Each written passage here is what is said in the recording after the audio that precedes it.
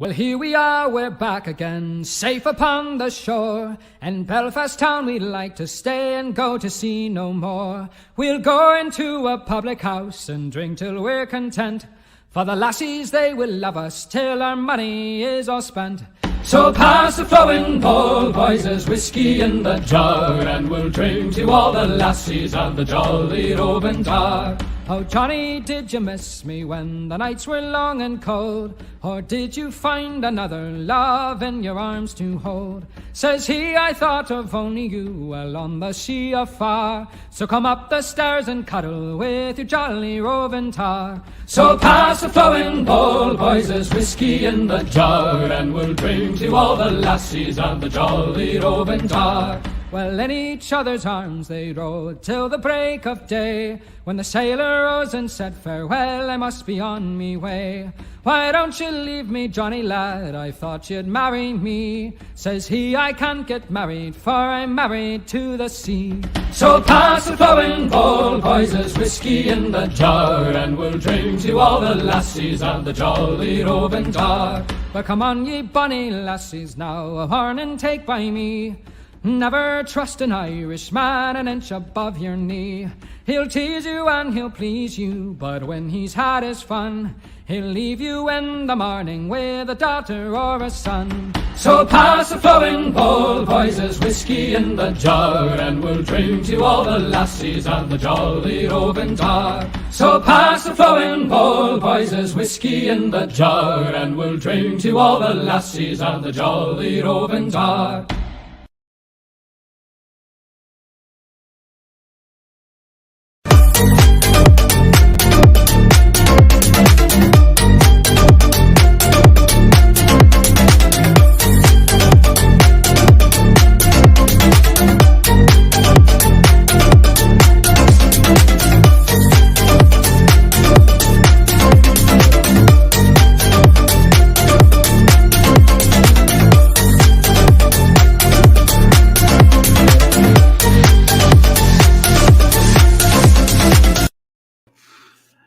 Hello, everyone. Welcome to the Dungeon Crows. Not ARG. No ARG. Oh, I get ARGs. We are doing a one-shot today because we are unfortunately down one Neph Champion again because she is sick, and we decided we didn't want to go on without her. And Nick's going to be late, so And there's Nick's that going too. to be late. So we are running a special one-shot game today. So this is Dungeon Crows one-shot, The Iron Rings. And joining me today, we got Hex Harper, Blue Titty Narration, and the Amish Man playing a whole new set of characters whose names I don't know how to pronounce yet. It's Tavin Krieg for me, so yeah, that's fine. All right, so let's take a moment and introduce each of our characters. So, Hex, how about you just start us off? I'm Tavin Krieg. I just made a dwarf fighter. I don't know in terms of. I know that this campaign is going to take place in the same world as the Jade Sea and whatnot. So, but there's that. We're just getting a unconnected spinoff. But yeah, someone else talk now. Amish. Hi, I'm Vergrim Bellowreach, bear gnome of the forest.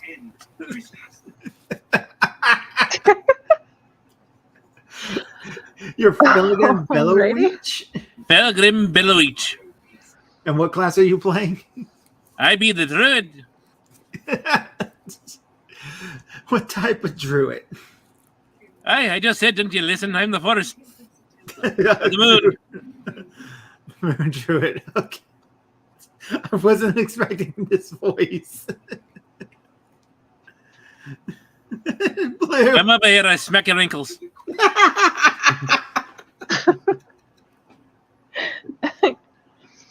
I'm Arya Ayala, and I'm playing a bard. What's your race? Oh, I'm an air genasi. So we got Tavin, Felgrim, and Arya. Mm-hmm. Alrighty, and I'm Dr. Crow. I'm your dungeon master for the evening. So, just to give you a little bit of background of what your guys are up to. You are currently traveling through an area known as the Crumbling Cliffs. It is this rocky range. In terms of the Jade Sea, it's about northwest, a couple hundred miles from the Jade Sea. It is largely a landlocked part of the nation, filled with a bunch of human city-states. And you're heading to one of these city-states called Harvest. It's a small village set up into these crumbling cliffs on one of the rare few solid platforms within the mountains. Traversing through this area is incredibly dangerous due to the namesake of the crumbling cliffs.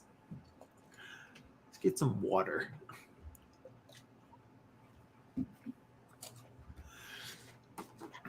All right.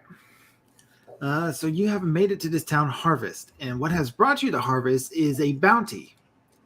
You are trying to find a group of bandits that have been held up here and attacking travelers, largely targeting merchant trains and money wagons, all sorts of things like that. So think of it kind of like an Old West style adventure, but with flintflocks. All right. All right, so if somebody could share their screen, and I will share you your town map. There. Go over there. And now at this point, you guys have probably had a couple encounters with these bandits, have taken down a large majority of them, but their leader has escaped to Harvest, abandoning their camp. So you've tracked him down here. You don't know where he is in the town, and it's your job to find out. All right. So you just arrived in the southern part of Harvest, where the blue circle is down here. Harvest, it's an idyllic little mountain village, nice slate roofs, a well cobblestone path. You see a number of bridges and zip lines that reach between the canyon between the two towns.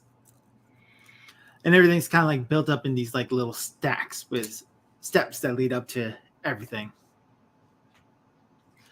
It is early in the morning, so people are just now getting about their day. What do you guys do from here?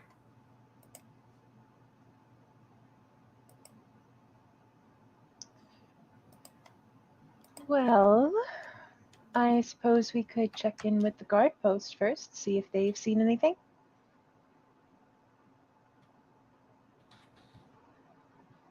Do we know what the bandit looks like, or do we just know he's in the town? You do know what he looks like. He is a human male. His name is Carbon Killstab. All right. I can ask the local wildlife if they've seen him. He's a little over 5 feet tall. He's kind of on the short side. He's got a black scraggly beard, and he has an eye patch over his left eye. If we cloned this bandit chief, would he be a carbon copy? Terrible joke. I'm sorry.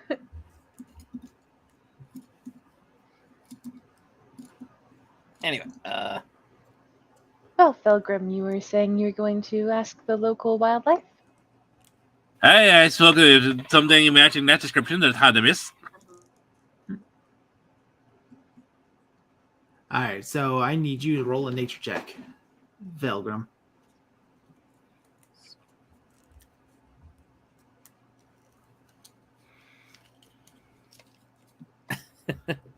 Five. Off to a strong start. Off to a strong start.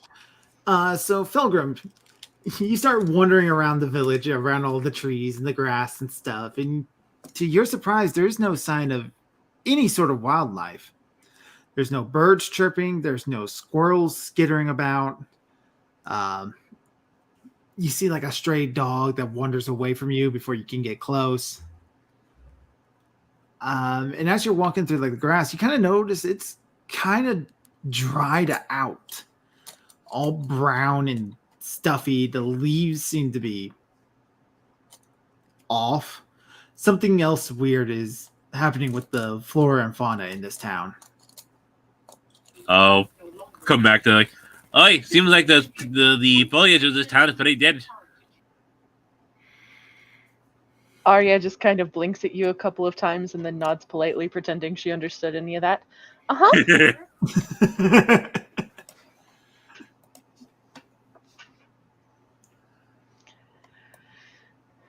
So, if the animals were a dead end, I suppose we rely on the human guards after all. It Oi. doesn't hurt to try at least. All right, then, good. So she'll head up towards the guard post. I'm kind of like following along, but I'm not I'm just trying to keep more of a low profile and whatnot. It's like I don't think anyone would recognize me from all the way out in the landlocked country, but he's just a little iffy about cops.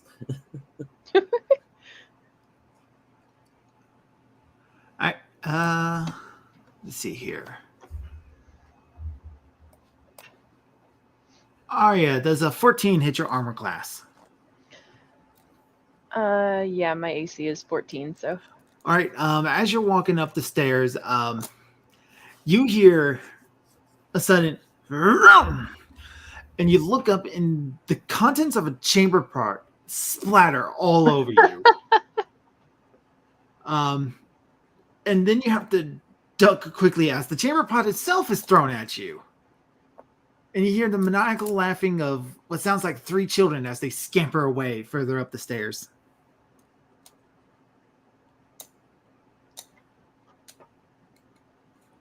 Humph. Well,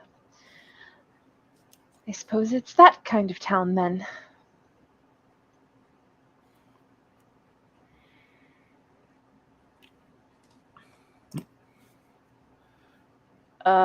So yeah, she got the contents of a chamber pot dumped on her. Just, Yeah. All right. On second thought, you two can head for the guard station if you like. I'm going to find an inn and a bath.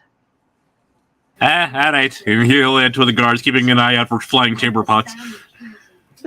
Right. Yeah, I'm doing the same. It's like, oh god, that would be. I'm glad that wasn't me. It's such a pain to get out of my armor. Okay, so you guys get to the top of the stairs here, and there's a guard kind of like standing at somewhat attention at the top of the stairs. He's looking up the other set of stairs that lead away, and he's like, as if he just watched a bunch of kids run by. Turns to look at you and goes, "Oh, my dear, I am so sorry." As if, go ahead. Fine. Could you just direct me to an inn and a bath? All right. Let's see here. Inn. The closest inn is, if you go up, there's going to be a large building at the top of the stairs here. That's the Cliffside Inn and Tavern. It's the closest one to us. Thank you. I'll leave the rest to my compatriots then. And yeah, she dashes off towards the inn. All right. He watches you go, and he turns back to the other two and goes, "New arrivals into town? I don't recognize you." Hey, we don't plan to be here that long. We're actually looking for a bandit. He begins to describe the guy in every detail. He kind of rubs his head and goes, "I don't recognize anybody by that description. Then again, I just started my shift, so if you give me a moment." He kind of like looks into the door, shouts out to somebody inside. He kind of gives a nod and goes, "Yeah, somebody matching that description did come in. From what I understand, he headed off in the direction of the East Ridge Inn, which is the inn that's on the other side of town." He points off to the building with the square over it. All right. Hi. Thank you kindly. All right. So what do you two do from here? Well, probably just catch up to Arya just to let her know, hey, we got to lead over this way, so enjoy your bath, and then just so she's not completely lost, Alright, so you're gonna follow Arya to the inn. or at least just run up, catch up to her, and then go to the other one. All right. You're gonna go and confront the bandit on your own without your bard. That's what you're saying? I was like, If you catch up to me, I could always just get a bath in that inn. We could wait to confront the bard until I'm clean. Please and thank you. All right, so you're going to catch up to Arya, stop her from going to that one, then go to the other end. or is it just yeah. Or are you going to let Arya clean up in the other end, then go to the other one? Well, yeah, we'll just go to the inn or whatever. I'll just go to the inn, wait for her there, and then we go together. Okay, so yeah, we're just going to N4. I'll take a bath, and then we'll go to N6. All right, so Arya, you get your room. you get yourself settled up in here. Get your room, get your bath. And as you're kind of like looking at the patrons, everyone looks a little worried, angry, and tired. Get your bath, you get yourself all cleaned up, make yourself all pretty. You no longer smell like a chamber pot. Yay! And the innkeeper wishes you a good day and sends you off on your way.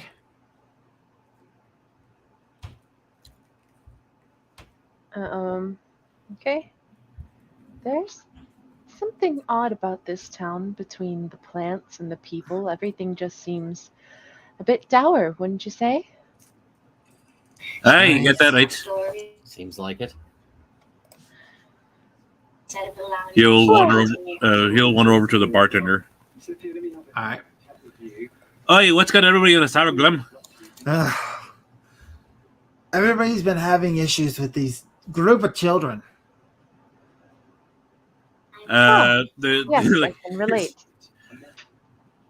let me guess. They have a tendency to throw chamber pots and such. That's one of their least harmful things they've ever done. Why can't I you hate to catch see a what little was buggers? worse. Well, it started. There's three of them. These three little girls. Isa, Cress, and Mayo. Isa, Cress, and Mayo. They're young children, no older than 10. Orphan girls. Their parents had died to diseases and violence within the town over the years. They were typically well-behaved children, but recently they started acting up. About how long ago was recently? 5-6 months ago. Did anyone new and come into town around that time? That seems a little off. Maybe you see them spend time with this said person.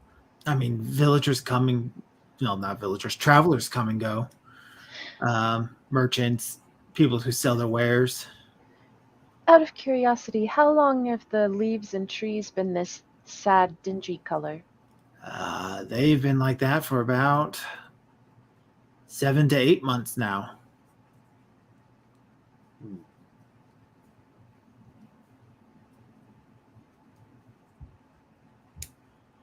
But the girls at first, they were very nice, well behaved. Well, for street urchins as you could get. Never had any major problems with them or anything. The village kind of just took care of them.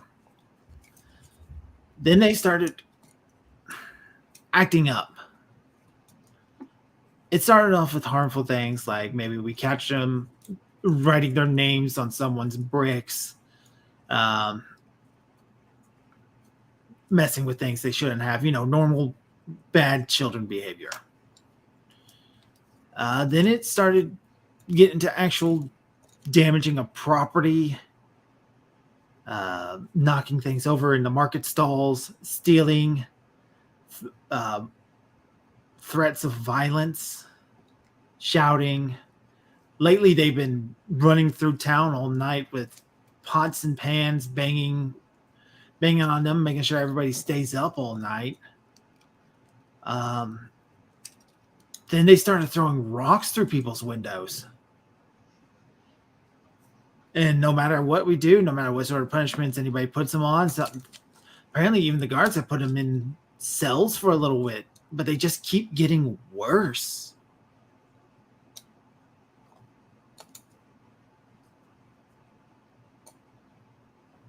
Strange. And on top of this, people's animals are turning up missing or sick.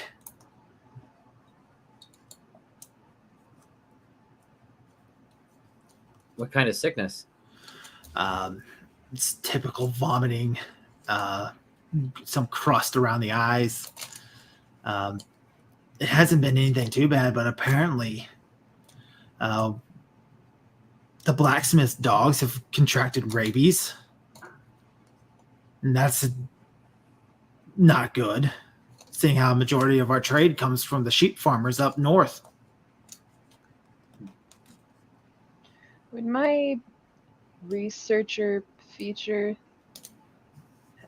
let me recall anything about like a curse or something that sounds like this? Or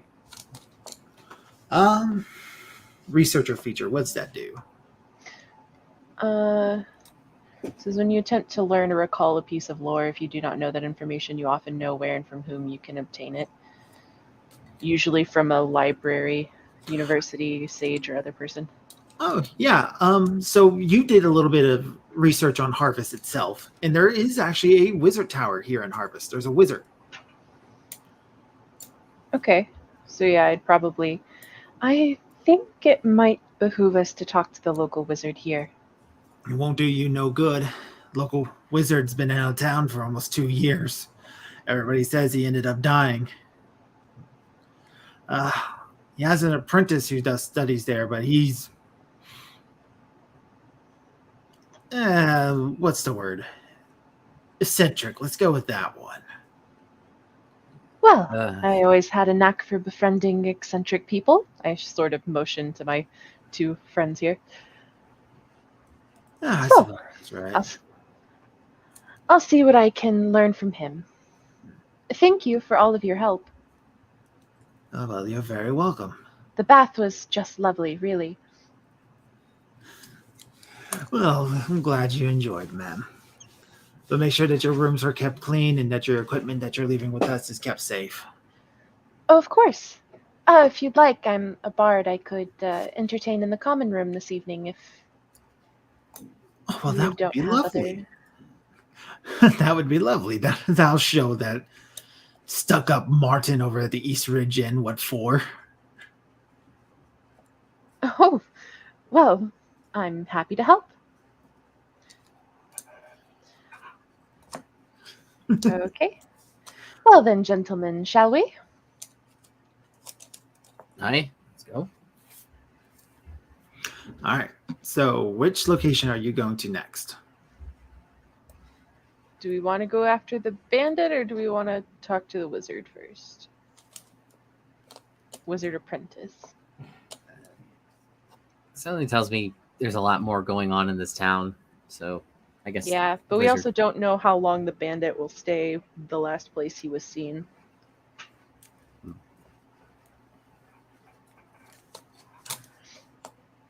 So there might be more of a timed element to that. I don't know. Like the town's gonna fall overnight. We can take care of the bandit, then help with the town. Okay. All right, sounds good to me. All right. So you make your way into the East Ridge Inn, and you walk in, and this is like right after breakfast. So anybody who's staying in the inn, they have moved off to the markets to do their particular jobs. Nobody's here for breakfast except for a few men. Let's see, where's my map? All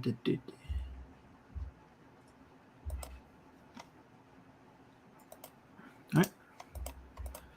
So here's your map. Put you guys into the combat tracker. Ooh, combat. Dun dun dun. Well, this is a cute map. Is this the same guy? Same. So the other one had like a name and a Patreon on it. So This one did not have a name or Patreon on it when I ripped it off Google. fair enough.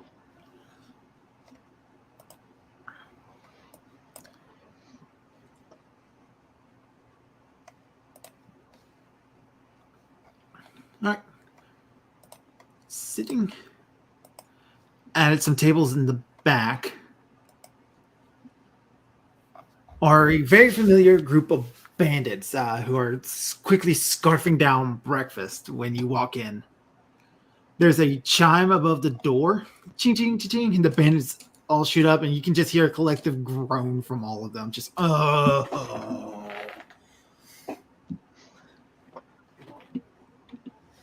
again, boys. Carpin Killstaff, he's going to sit up, start kind of like putting on his jacket, and it goes, I should have known better that you wouldn't have stopped chasing after me. Are my 30 men not good enough for you? How much gold is that? 300 gold? Back in the capital?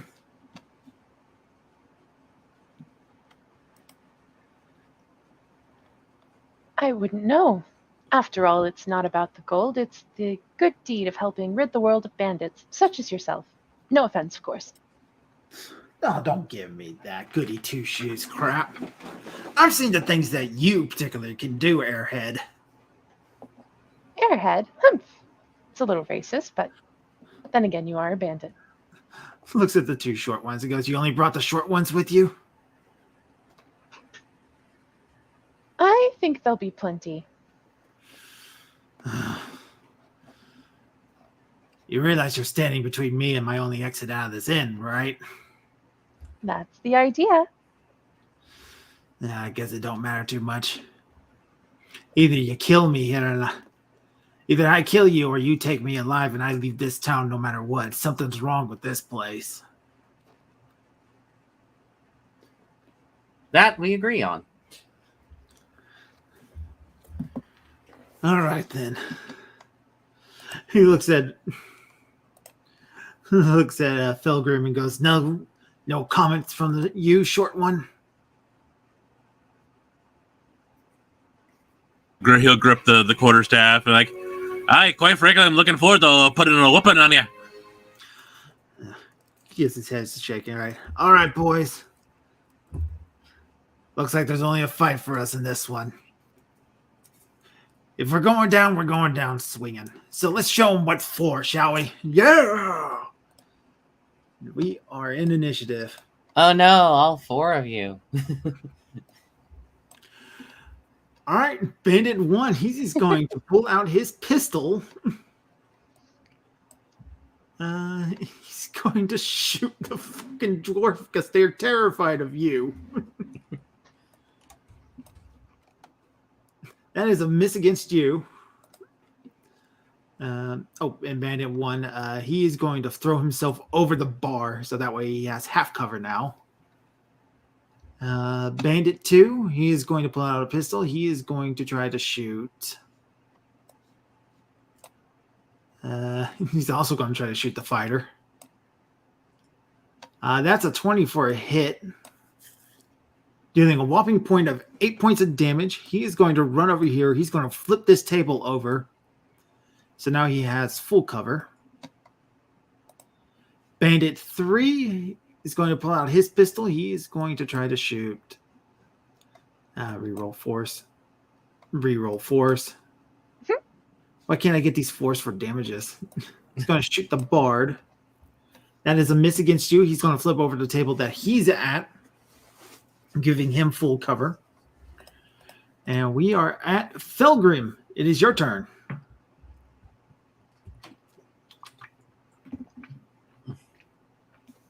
All right, I'll look at the area. Hi, where's the big guy when you need him? And let's see this. Looking at the four of them. Well, this only calls for one situation, and he's going to put down the quarterstaff. You see, sort of like cracking his neck, and he's going to transform into a boar.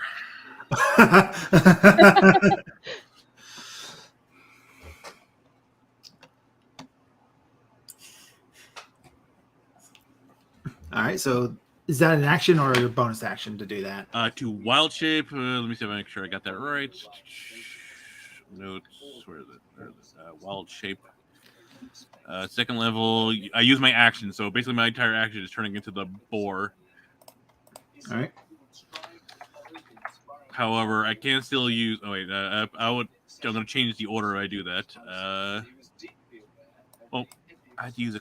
No, it's my quarter staff, so I can't do that as a boar. So never mind. Continue. Bear Cop's best friend, Boar Cop. Let's see. Your initiative is 15, so I'm just going to move you up here.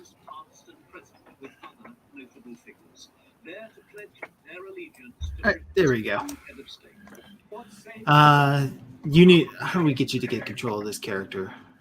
I think I should have, as long as you make him friendly. Yeah, I have control. All right, cool. So I'm just going to delete your token for now. Okay.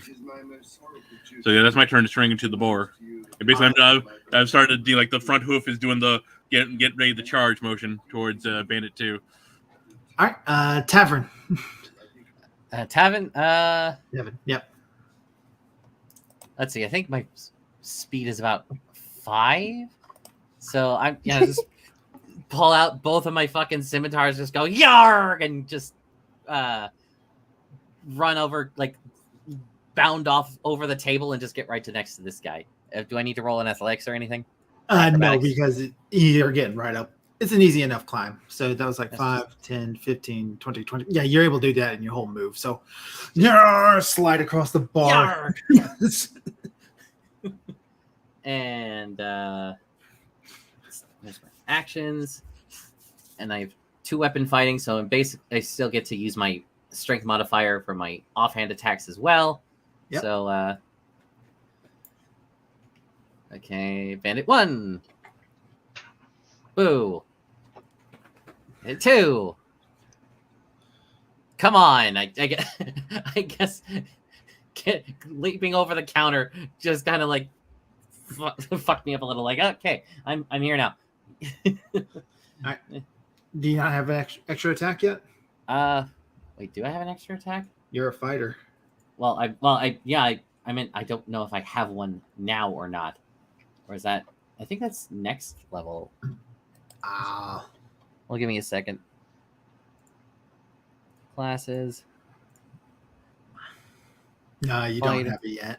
Yeah, I didn't think so. It's like, I think I was like 4th or 5th level. Yep, nope, that's 5th. Something I'm not right now. All right, Arya. I'm gonna have to figure out how to do this later. Let's see. Or well, I guess now-ish. 10, 15, 20. Okay, how do I do the circle thing that Neph's always doing? All right, so pointers, and then you get your Pointers. 4 different options. Aha. And then I can move it, I'm assuming? Yeah, you can draw it and then you can move it. It's the square in the center to move. Okay, so that would get them, but not my friends. Okay. And then how do I target multiple people? Hold down control and then click on every one of them. All right, because you moved up to there, you can actually see something a little bit different too. You see these 3 people down here. Oh. Okay, are any of them in this circle? Child 2 is in that circle.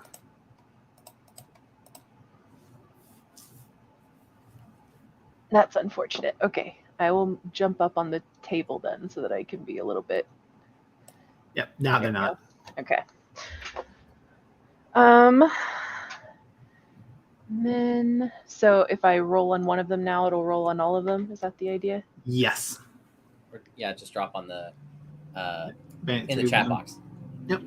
Carbon kill stab.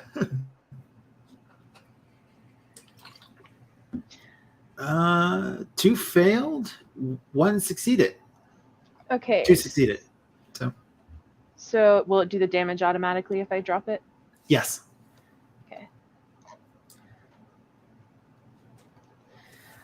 All right. So the ones that failed also get blown back. I think it's 10 feet. Let me check real quick. Wait, Thunder. Oh, you're casting Thunder Wave. That's what you're doing. Yeah. Did it not cast the right one? Well, no, it cast the right thing. You just didn't say it out loud. Oh, I'm sorry. Yeah. Yeah. Underwave, so push 10 feet away. And that's both the ones that failed and everything that's a loose object. So the tables they're hiding behind would go flying too. So the tables are probably a little bit too heavy to do that, but all the Aw. dishes and everything just went flying. Also, it's a 15-foot cube, not a circle. Oh, hold on. How do I change? Okay, pointer, cube. Yeah. Wait, If how you do I right get rid click of on this the one? pointer, right click on the Wait, pointer. aha. There you go. Yeah. Okay. So what's a 15-foot cube look like? And can I still get most of them at least? And it's centered on you. So Yeah. So yeah, he'd still be in that little corner thing. It's But- fun. I can't do it like a diamond because then it works. Okay, yeah, whatever. you just have to like face a specific direction just to make the cube go. it's a little janky, but I'll allow it. Yay! So Bandit 2, he goes flying back 10 feet. He's dead. He did not survive that. Bandit 1 and Scarred Bandit the 3, children for life is like a dead body just falls in front of him. and Captain Killstab, he's failed, and he goes slamming up against the wall behind him. Just gets shattered on with mugs, plates, a fork. Ow! Now, is he prone? I don't think it knocks him prone. Oh, okay. Actually, I thought it did. Maybe not. Let me check. Take a look at the spell real quick. That would give me advantage on my gore. Right? Oh wait, no, it doesn't say anything about prone. So yes. All right, fine. In any case, it's his turn now. So Oh, all right, so never mind. he is going to stand up. He's going to look at you, Arya, and goes, that is annoying. Stop it. I just kind of stick my tongue out at him. 19 or 15. He is going to make an athletics check to flip the table you're standing on over. Okay. He's just going to... just like the meme, that old meme. Can I use cutting words on that? Let's see. On any... That would be an ability check, right? I am not familiar with the thing. Hold on, let me take a look at it. It's like the opposite of inspiration. Instead of boosting one of my allies, I roll a d6 that hinders whatever they're trying to do. You learn how to use your wit to distract, confuse, and otherwise when a creature you can see within 60 feet, you make an attack roll, an ability check, or a damage roll. You can use your reaction to expand one use of your bardic inspiration, rolling bardic inspiration die and subtract the number from the creature's roll. Yeah, absolutely. Okay. So I just think it'd be really funny if I managed to stop him from flipping the table. Just like, you big meanie head, when he tries to flip it. What Very cunning cunning. words? 13. What is my bardic inspiration? A d6, okay. D6. So you roll a D6. All right. So he rolls a 7. So you have to beat an acrobatics of 7 to make sure you don't fall flat on your back as he flips his table over. Just. Okay. Yeah. So, oh my gosh, you rolled an 18. So not only do you not do it, you like make a flip out of it and everything. You make it look all graceful and stuff. Just standing on the underside of the table. So now you're standing there next to him too, and he's like, damn you, twinkle toes. The children there, you start cheering. Yeah, all right, woo, yeah, violence, yeah. All right, Bandit 1, he's going to pull out his own scimitar. He's going to take a swing at you, Tavin. Miss. Bandit 3, he's going to try to take a swing at you, Arya.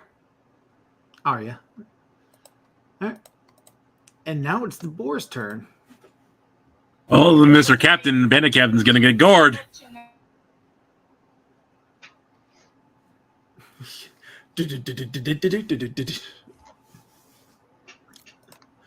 right. 20 feet in a straight line. You were standing here. I'm just trying to see if that. It's 20 feet. Technically, that table was flipped over. So, yeah, you were technically able to do it. So you get your charge effect on you as well, which adds Yep. an extra 6. All right, so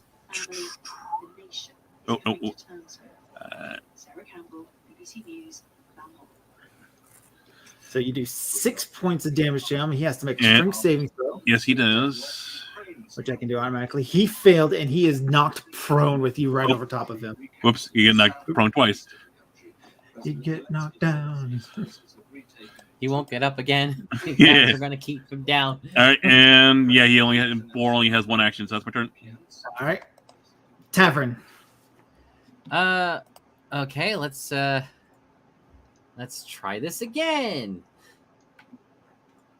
Yeah. Actions, right.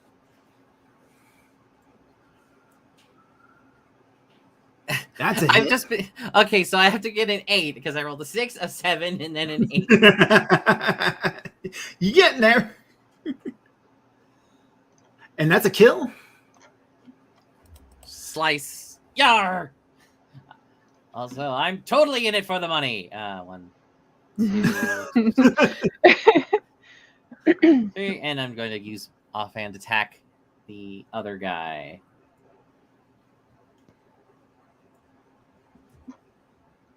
And that's a miss. Is a Climbing over the bar does not a good attack roll make. Arya. Can I crossbow from point blank range? Is that a You thing? get disadvantage from it. Okay, so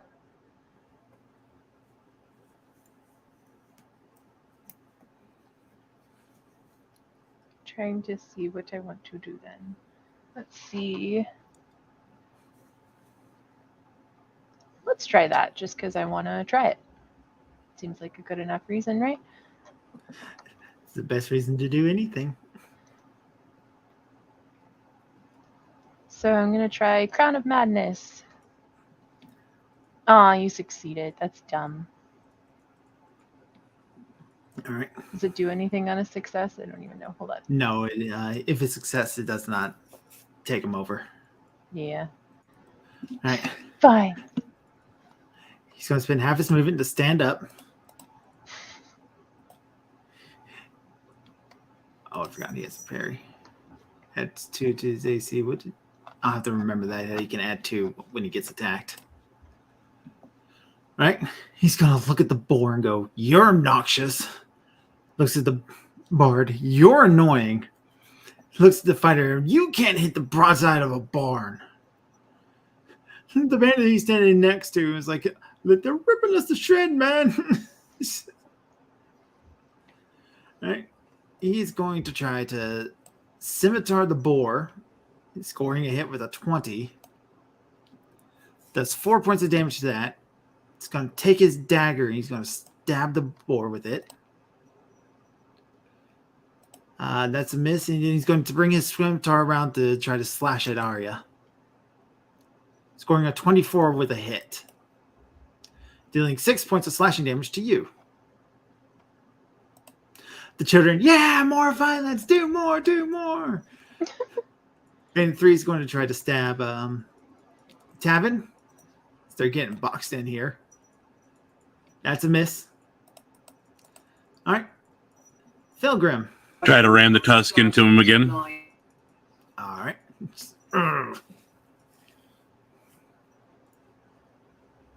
That is a miss. All right. Tavin. All right. Let's see. Maybe changing the color of my dice will help. Oh wait, that's not even a thing. Don't mind that. I need my character sheet back up again. No, No. that's better. You need virtual dice gel. And virtual dice fuck off. What? Why did that not go? Are you There. dropping it? There it is. I was like, I was Alright. dropping it on him. So he is very badly hurt. It's like, I haven't gotten me land legs yet. Arya. So if he's that badly hurt, let's just see if we can do this. That's a hit. And that is a kill. Arya once again kill steals you, Tavern.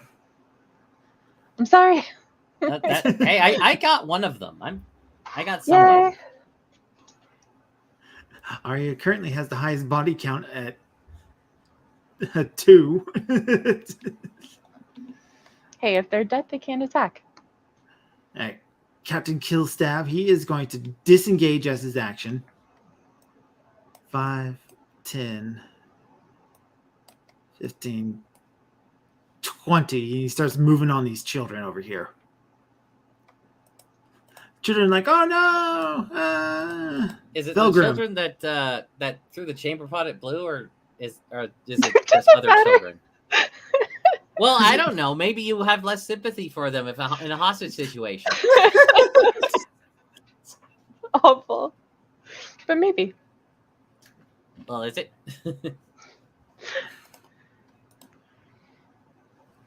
All right, it's the boar's turn, by the way. So wait, did he grab one of the kids, or is he just standing next to the kids? He hasn't gotten a chance to grab them because he used his action to disengage last turn. All right, well, not enough distance to gore, so I'll just go for the normal, just stick with the tusks. All right. All right, so that's a hit. Poof. Oh! There's a glancing blow with the tusk. All right, Tavin. Okay, 1, 2, 3.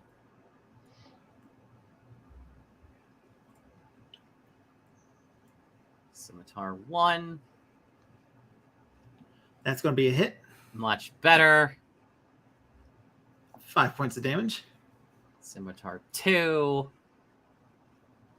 14 is a Miss. miss. All right. Arya.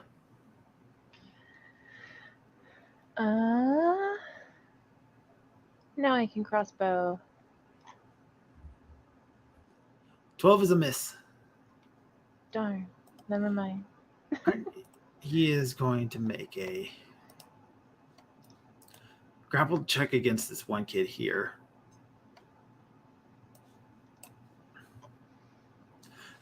The kid manages to duck underneath of him. They kind of switch places. So now he is behind this kid, but he doesn't manage to grab one. He's basically just trying to force these children out of his way so he can get out this door that's behind them. The children, however, you see them reach behind these barrels and boxes here, and they pull out 2 squirming sacks, and they just dump them, and these swarms of rats just start pouring out.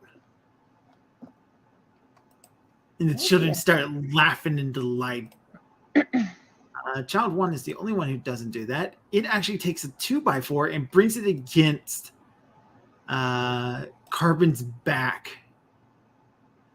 Carbon will use his reaction to parry that because he can do that. So that's a miss. All right. Swarm of rats. It is going to swarm over Carbon.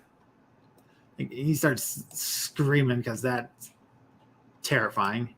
Swarm of rats 2 will swarm Tavin. I get off me of mangy build rats. Right, literally.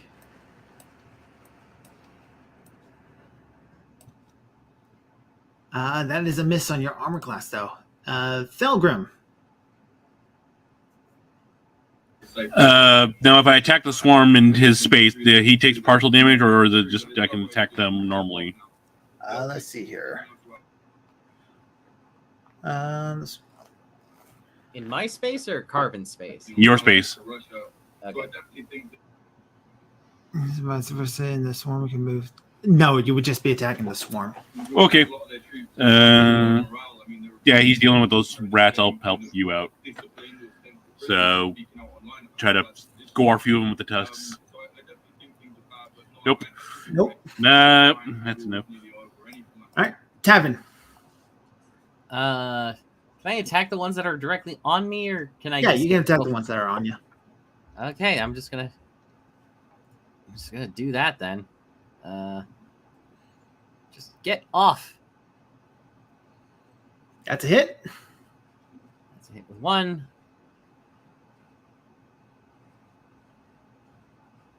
All right, the nature of the swarm makes them resistant to basically bludgeoning, piercing, and slashing because you're attacking like a bunch of rats.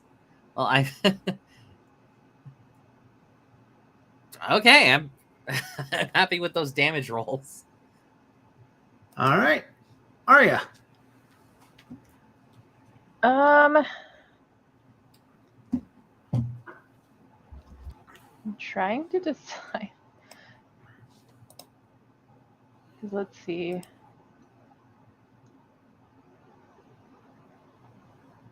So they've got resistance. Do I still have a clear shot to carbon? Yeah. Okay, I think I'll just do that for now then. Or try anyway.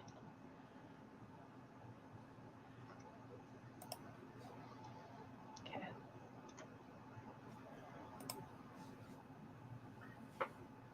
All right, dealt some heavy damage to him. Carbon's not looking great. He's going to just shove this kid out of his way here. So, athletics. Yeah, that kid is probably. And the kid rolls a nat 20. It's just like, you annoying brat. You won't budge. All right, so he shoves this kid forward out the door. Carbon moves here. The rat swarm gets an attack on him. Which is a miss.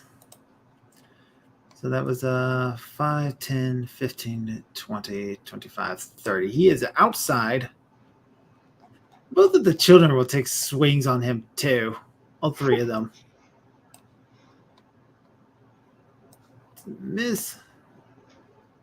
It's a miss. That one is a hit. Dealing 4 points of bludgeoning damage to him. All right, child 1. Seeing him go, comes rushing back inside. 5, 10, 15, 20, 25. He's going to move right up to here. He's going to hit the boar with this club that he's got. That she has. So, dealing 4 points of damage to the boar. Child 2 will do the same. Another hit. Bap, bap, bap, bap. This child is going to hit Tavin, which is a miss. Swarm of Rats 1 will swarm over the boar. They do not attack the children. That is a hit on the boar. For 2 points of damage. Oh, and I poof back to being myself. And ironically, no damage carries over because that was exactly the board's hit points. Hey, so here you are. You got a bunch of rats on you. All right, Swarm of Rats 2 will attack the dwarf. Which is not good enough to get past his armor. All right, Felgrim.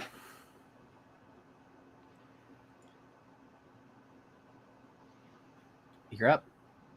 Yeah, I know. Just looking at my spells to use. Let's see here. At a creature, no.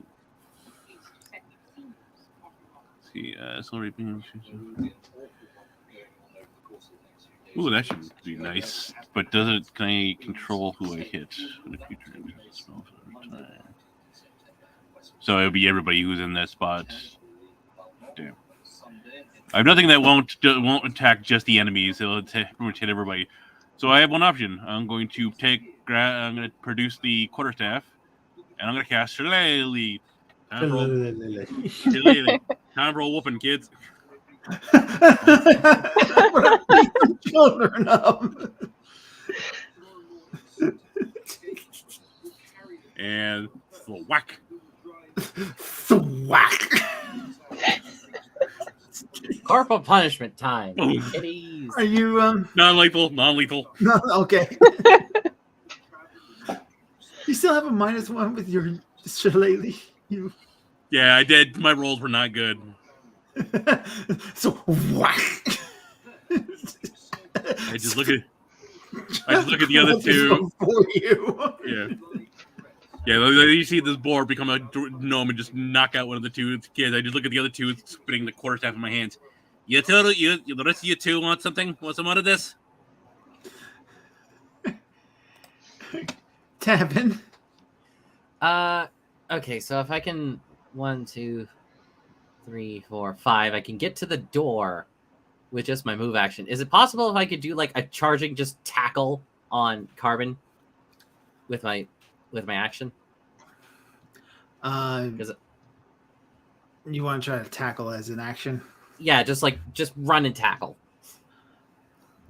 Because I can get to here with my move, and then.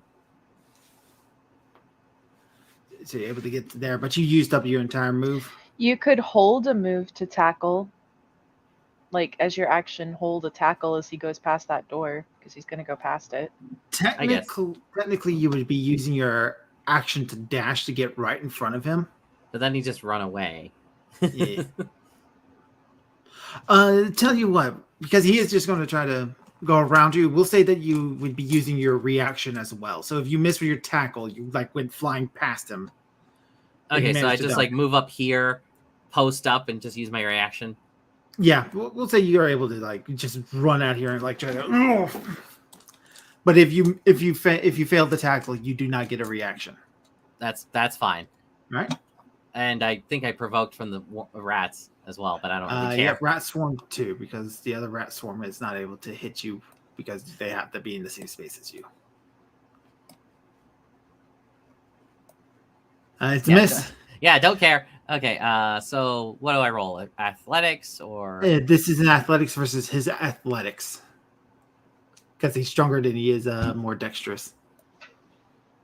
19! 22, barely. So he sees you coming, he tries to dodge, and you grab his ankle. Just nope. So you got him grappled, which brings his speed down to 0. He has to try to get out of your grapple before he can get away. So you're like, nope, you're not going anywhere. Just hugging. Hug time. All right, Arya. Oh, okay.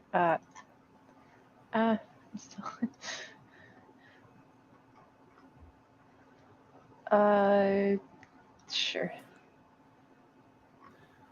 Shoot. Bad rats.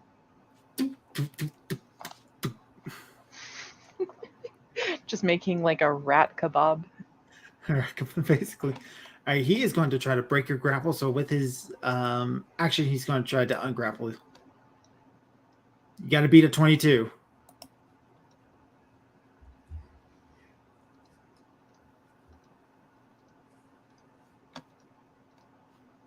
Tavin.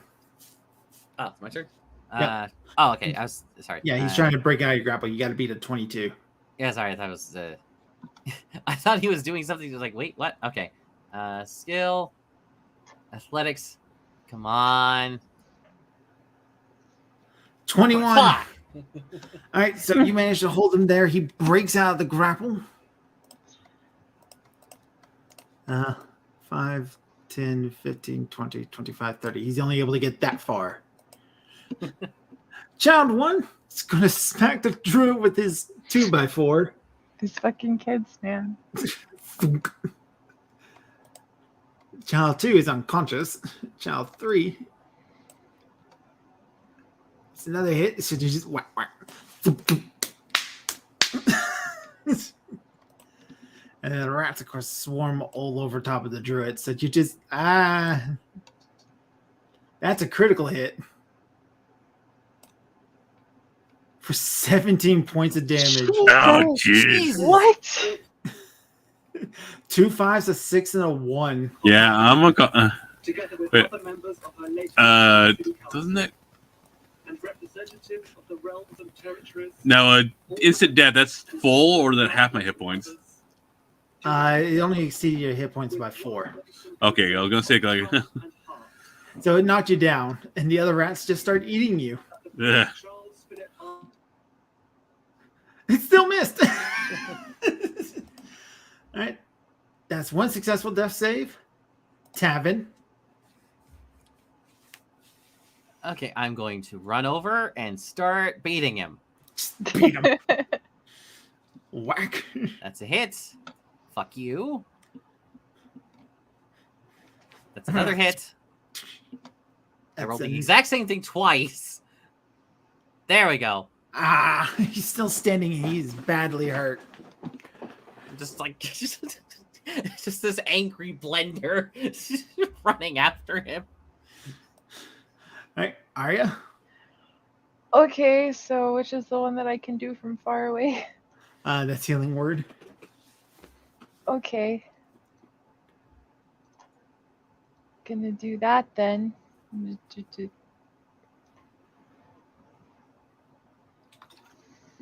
All right, you're no longer dying. And then I think I'm gonna use, because that's a bonus action, right? Yes. Okay, so I'm gonna come in to touch range and rat range, but that's fine. We're also gonna do cure wounds. Yeah. Okay. All right, good roll. Good rolls. All right. Carbon kill stab. He is very badly hurt. Fight me, coward. He's going to turn, look at you, raise up his options. He is just going to drop his sword and hold up his hands. He surrenders. He's not getting out of this alive. All right, child 1. 20 comes running up here. He's going to start smacking you with a 2x4 at Arya. It's a miss. Child 3. They got you flanked. All right, Swarmer Rats 1 still trying to get a Pilgrim. That's another hit. If you guys have any sort of damage that isn't bludgeoning, piercing, or slashing damage, now's the time. I do, but it would also get Pilgrim. Miss some Pilgrim. Pilgrim. No way I would be able to cast it without hitting Arya. If you want to just disengage as your action and get away, I can do that thunder thing again on my next turn. You know what I can do? I can wild shape a second time. Oh, yeah, okay. That way I have a shitload of hit points. You know what? I'm going to be a snake's worst enemy. I'm going to be a constrictor snake. Ooh. A snake's worst enemy is another snake. I think you meant a rat's. I think he meant the rat, yeah. Yeah, the rat's worst enemy, a snake. Yeah, snake, snake. Snake. That way I have pretty much full hit points as a snake, so I can also get away too.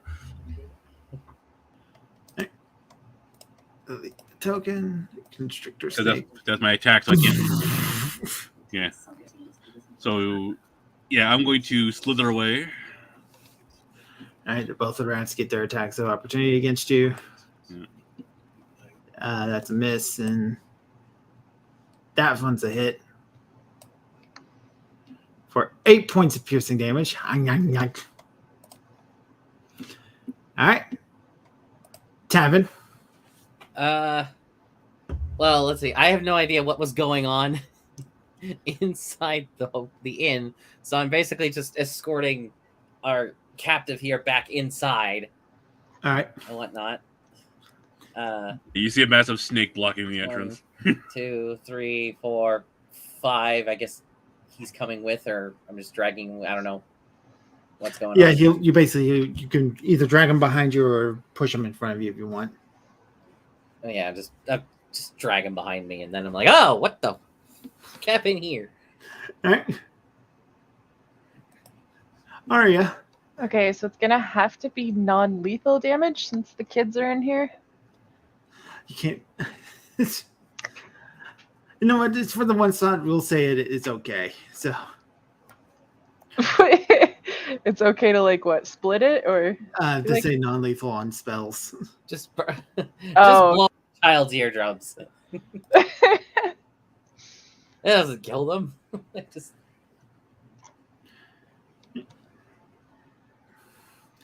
Okay, and then All right, so both of the children go flying back. The rats. did either the rats fail? No. It didn't. No, it doesn't look like either of the rats failed, but they took full damage of the 7. I thought you guys. Wait, if they took 7 damage, then one of them failed. Yeah, because one of them took 3 and one of them took 7. So Rat Swarm 1 would have to have failed. So they Right. should go flying back. 5, 10. into the snake pit. So right here, basically. Children aren't conscious, so I'm just going to remove them off the board. Mhm. All right. Carbon Kill Stab looks at the craziness and goes, "Looks like you guys are getting fucked up by rats." So So did re- you. So are you.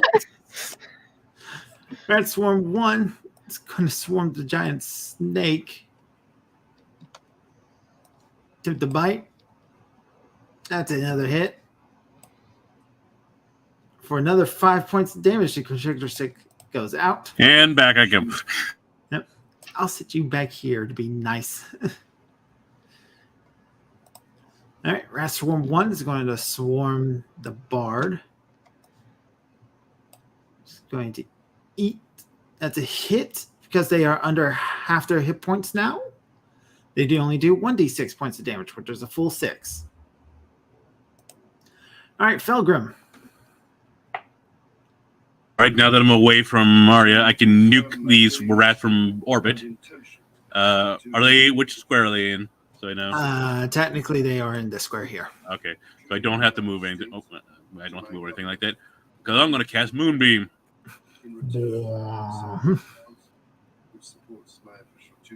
Which gets them. Is Moonbeam centered on you, or? Oh wait. No, I'll just center it or won't hit me. And That's a failure. and 10 points of radiant damage dealt to these rats. and that's an action. And so yeah, that's all I can do. Tavin. I know I need to go over and help, but he's gonna run away the moment I leave his side. So I'm just gonna point Nah. So I'm just going to point my sword at him and just be like, "You're killing those rats, and then maybe I won't kill you." How's about that?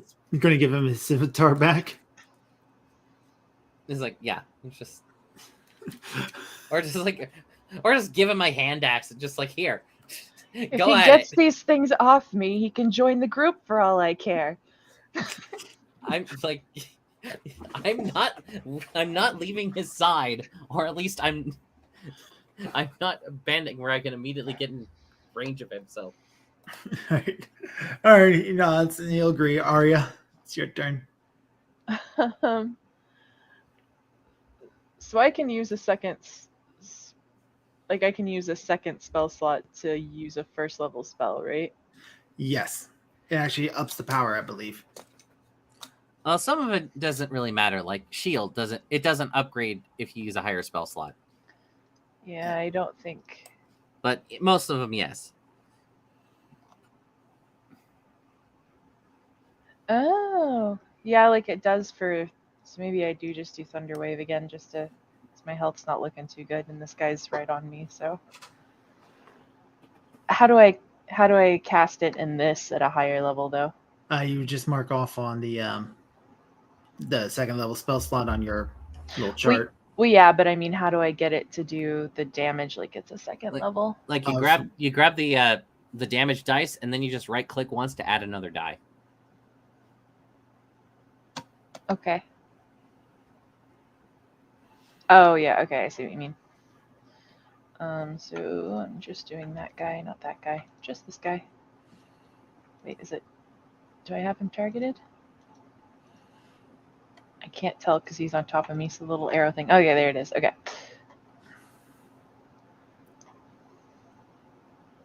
All right, he succeed. Okay. Takes half that damage. Ain't looking great. I need them to look dead. Carving kill stab 5, 10, 15, 20, 25. He comes up with the scimitar. One swing, he misses. Second swing, he misses. The dagger. That gets a hit. So he starts trying to pry the rats off of you. Right. Rats swarm 1. Did they get anything from starting to turn and moving? I believe they take the damage again. Let's see. Engulf in the ghostly flames. It must make a constant. Yeah, start. Is on Discord, but there's no messages popping up. So it fails again. Hey! All right, so that one's dead. Rat 2. Hum, nom, nom, nom, nom, nom, nom. It's a miss. Pilgrim. I will move up. It's in, so I can be in this space, right? I can be like Yeah. right here. Leave the space. Okay. That was just for a spell. Yeah. All right. So I was thinking I'm not going to. I still have Shillelagh's up, right? Yeah, up for a minute. So I'm gonna swat at the rats. Swat at the rats with the Shillelagh. It's making sure there is nothing in the way for this new monarch. That's a hit. You, as usual, the speed of this thing. And now all the rats are dead. We are out of initiative. Well, I brought our friend back. Yeah. Thanks for poking the rats for me. Whatever. Just stick out my tongue at him again. Jerk.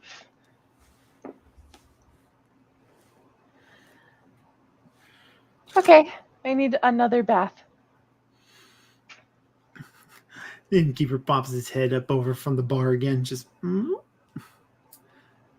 got the 3 children that are lying unconscious on the ground around you, too.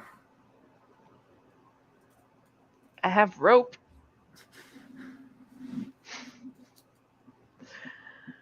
I also have rope.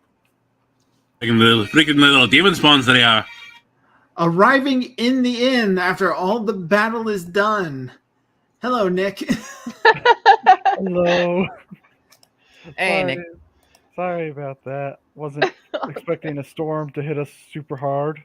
Oh. It's all right. It was kind of. Glad you're not dead. Yeah, driving through that was a little hard. And I had to drop my brother off too, so that add extra time to the drive. But yeah, that was interesting. I don't know, what do you call it when it's not a whiteout because the snow makes it a whiteout, but when there's so much rain, you can't see what's in front of you. Oh, okay. Yeah, that's pretty bad. Yeah. I've had stuff like I've been in stuff like that. That's not fun. Yeah, I don't like driving in that either. Especially because that's when everybody decides that speed limits no longer exist and they can go as fast as they want. Really, I have the opposite. I think everyone just goes super slow for me. I'd go super slow. I was like, all right, let's just take it down a notch. My About mom and I 5 were miles. driving out to the Grand Canyon, so we were on like kind of a highway, not like an interstate, but some kind of thing on the way there, and it was just raining so hard. The max setting on the windshield wiper didn't really do much. Oh, yeah, that's what it was like for us. It was like that winter. It was like it just didn't help. It was just like, which is interesting because when I was driving to the wedding, it was like beautiful weather, but I ran into storm clouds and it started pouring down hard, and it's like, oh, hopefully it doesn't come this way. Then it did, but then it stopped, and then they got a double rainbow, so my cousin and his now wife were able to get a good shot in the like a good photo for the double rainbow in the background. That's And the cool. kids- in a hurricane. That's romantic. Yeah, and then it started pouring down really hard. Can you access the character sheet, by the way? I did. He should be able to. I just cleared the honor for him. Okay. Okay, am I in? It looks like I'm in. Well, what server is it? That's the same lobby. Same lobby? Okay, so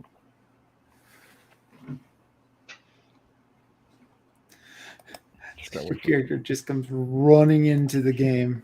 I have no Rat- idea. I think he's Rat Revolution Part 3: Return of the Rat. Yeah, Blue made him, right? You made Yeah. him Blue. Oh, cool! I'm so excited. I have no idea what's. I'm gonna find out everything. Is it a Goliath? Yep. Yep. Goliath. Cannot connect to the host. Check your network. Am I on the wrong one? Try this one. Is Hamachi on? Looks like it's on. Okay, laptop. Yeah, all right. Yeah, the other one not there is now.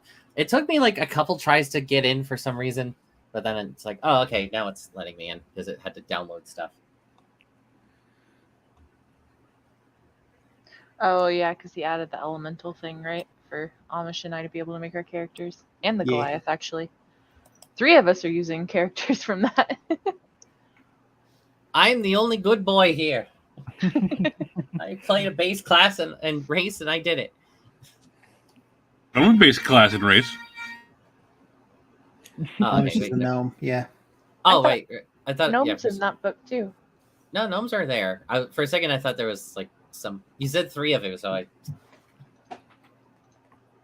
Yeah, the Alright. gnomes are in the elemental evil one. Yeah. I know things.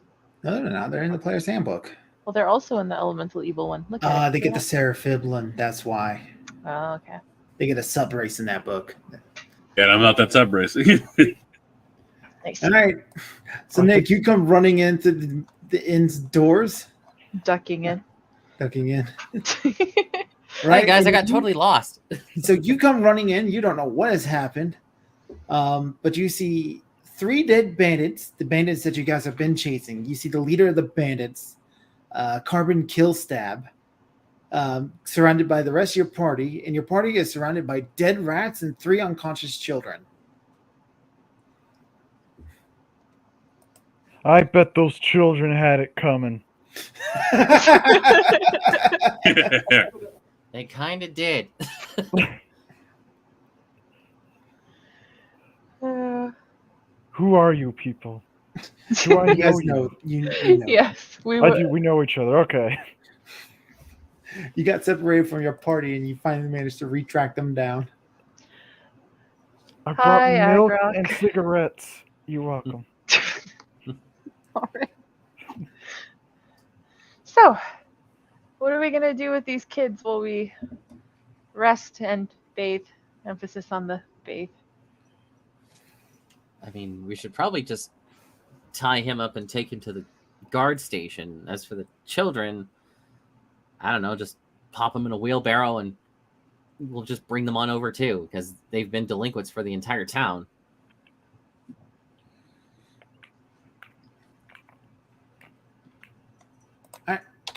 All right, I'm good with that.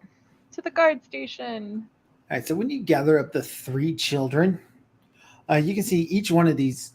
All 3 of them are little girls, and each one of them very specifically has a ring made of iron that they are wearing. Arcana check. Sure.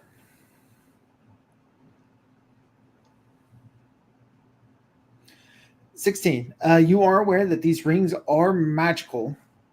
You don't know exactly what they do, however. It's kind of a weird, bizarre magic you've never seen before." Well, another thing to ask the wizard's apprentice about, I suppose. Should we take them off?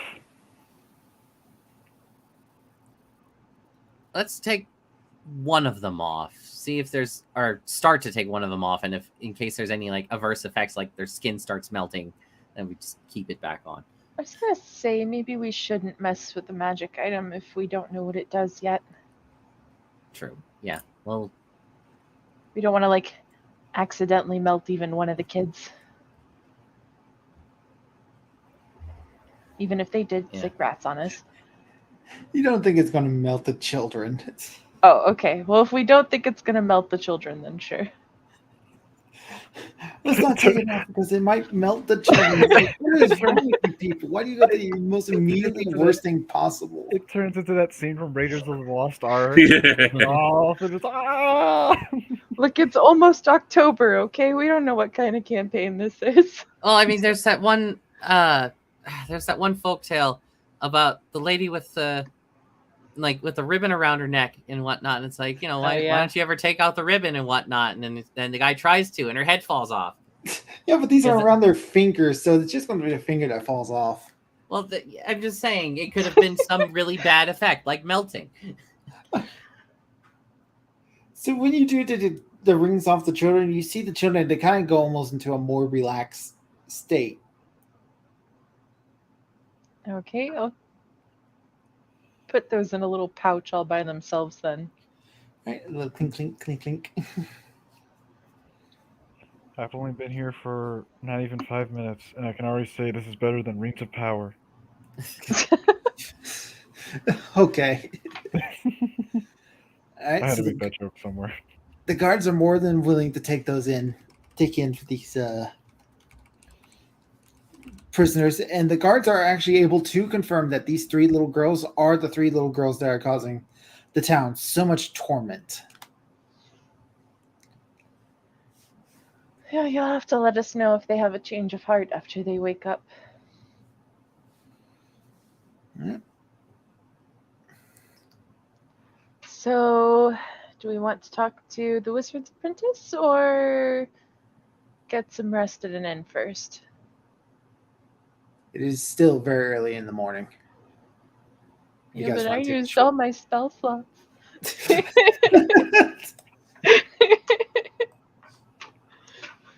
I had a traumatic experience. I got swarmed by rats, okay? You're going to try to rest up in an inn. All right. Well, I promised the one dude that I would perform for his tavern, so. You guys want to take a long rest in the inn? Everybody say aye. Fine! No, I'm No, good. it's I'm good with okay. taking if you guys need a You long just rest, got take a here, long it's rest. fine. Yeah, I only need a short rest, but if you need a long rest, fine. I'll play And- with the animals. It's fine. and Hex just walked away to get water. Oh, okay, so he wasn't there to vote anyway. Yeah. So yeah, we're good. I think I'm the only, yeah, like, well, you guys are both fighters, so obviously you're not going to need a long rest, but We get it, Arya. You need your beauty's rest. you get your wild shape back that way, right? Oh, I get it back on a short rest, but yeah, I'll get it back on a long rest as well. So yeah, it doesn't matter. Oh, okay. I'm just gonna go pet the animals. That's the thing about this town. This town seems to have a lack of flora, and the fauna and the flora is dying off.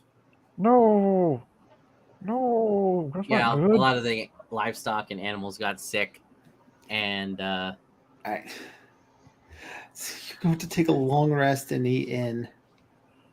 No, why? Let's see here. The character Blue created for me doesn't. He loves animals and flowers and fauna, and that's all dead. I know, It's I was like, oh no. hey Nick, Hey, you got I'm Druid. playing You got I'm Druid. playing a pirate. You played a pirate. Nice. You do have a Druid who can wild shape. That's about it. Yeah, that's gonna be interesting. Got druid, a pirate, and then what are you, Blue? Bard or Yeah, I'm an Air Genasi bard. Nice.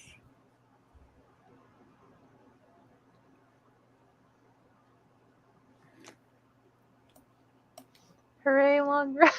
Yay. Trying to think here. I'm sorry. Hold on. I didn't expect you guys to take a long rest. Well, we kind of like burned all of her spells, and so did and so did Amish. I didn't mean to, but it was the only thing that could do damage. Stupid rat. Stupid rats, you made me look bad. Well, because they take reduced damage from bludgeoning, slashing, and piercing. Oh, yeah. And since he was using wild shape, which also does those damage as a boar, it's kind of up to me to do those 3 types of damage. Then. All right, I will allow it. I will allow it for this one case. Hooray.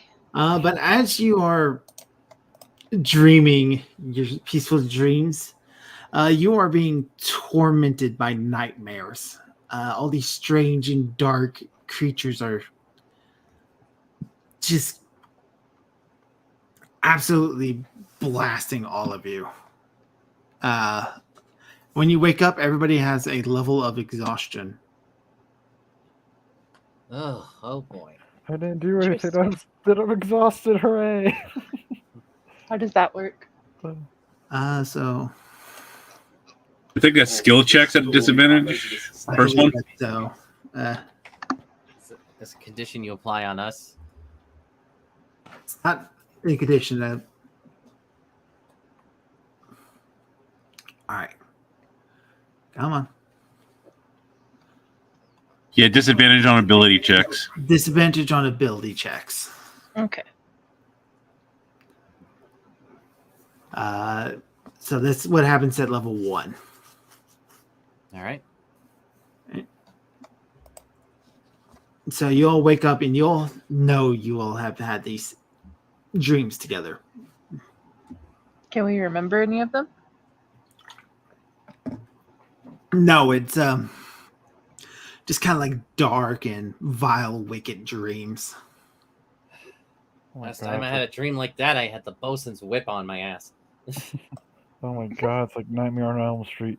You had the same dream I had. Well, I suppose that's another thing to talk to this wizard's apprentice about.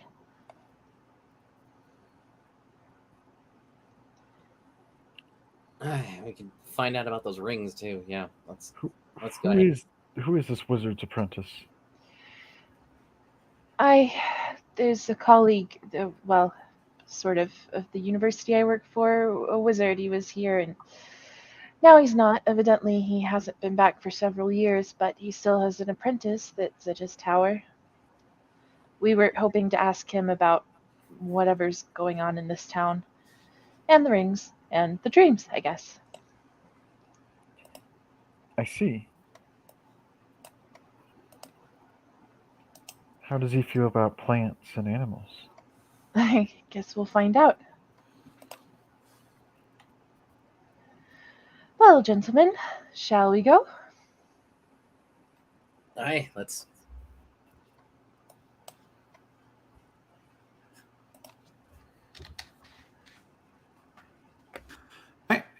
So you go off to see the wizard.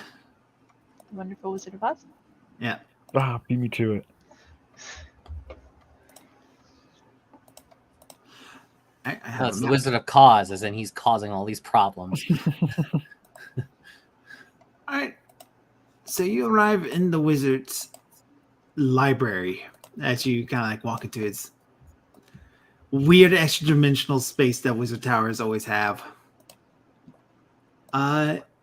In the scene that you arrive into is nothing but chaos. Did I just share this to you guys? Mhm. All right. Running around are these tiny little creatures that look almost like people. I have an image to show you guys if I can get everything to work for me.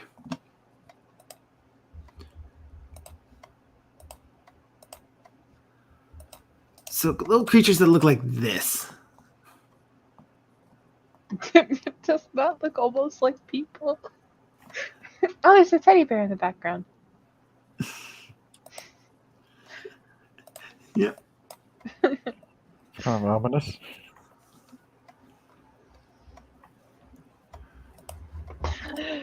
Maybe it used to be a child.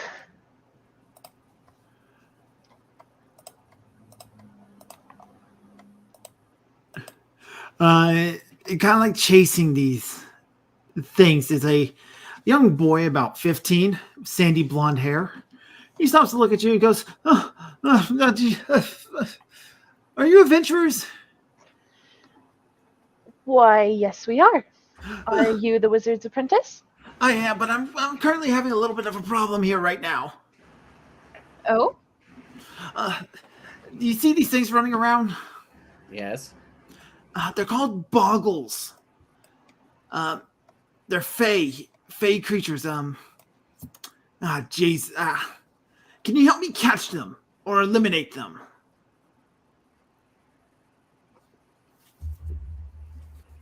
All right. What should we do if we catch them? I don't know. Shove it into a jar or a sack or something.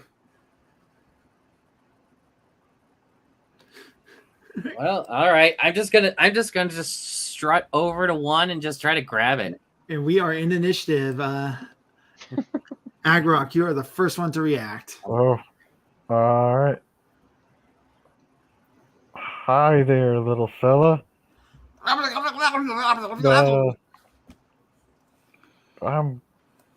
going to get you. Be prepared. I'm gonna try and I guess grab him. Would that be athletics or Yep. athletics disadvantage? Oof, that disadvantage. And he has advantage on. Wait, that was that was on ability checks or skill checks too. Wait. His ability checks. Okay, so What's that? A 7? Oh so wait, it's so not, so it didn't count for skills. oh, it doesn't count for skills. Uh-uh. Oh crap! So I didn't need to roll with disadvantage. Should I re-roll that then, or was it? It was a 12. The other one was a 12. We'll 12 go plus with 12. Okay. So 12 plus 5 then. So 17. 17. Okay. All right. So these things get advantage on acrobatics meant to escape grapples. Of course they do. So acrobatics dex check. 13. So when you grab it, it's just like it's like grabbing a bar of soap. It just goes whoop. Wait, but he got a 17. Didn't he? Oh, Yeah, right. the base roll was a 12 on that disadvantage thing, so plus 5 is 17. Yeah. So when you grab it, it's like you're trying to hold on to like something that's incredibly slippery. These things are covered in this just thick oil. It's just like at any moment he's going to slip out if you're not careful. It's gross. Give me a sack, someone. Sack. You. All right. Tavin. Okay, so they're a little hard to grab. Let's see. I just start counting like 1, 2, 3, 4, 5. Oh, you got 5 of them. I'm sure you won't miss one. He did say or eliminate them, so I'm going to try this option. All right, that is a hit.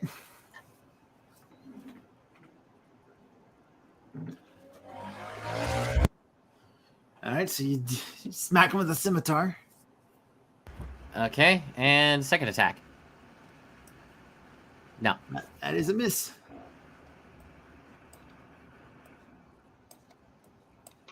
All right, it's a boggle 1.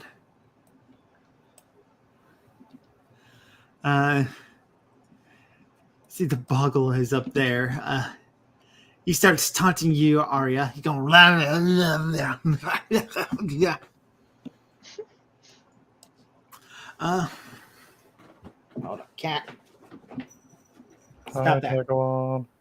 Stop trying to chew on wires. It's bad for you. That's how you get shocked. All right, he is going to. He starts excreting a lot of oil into the space that he's in. So I need to make a square here real quick.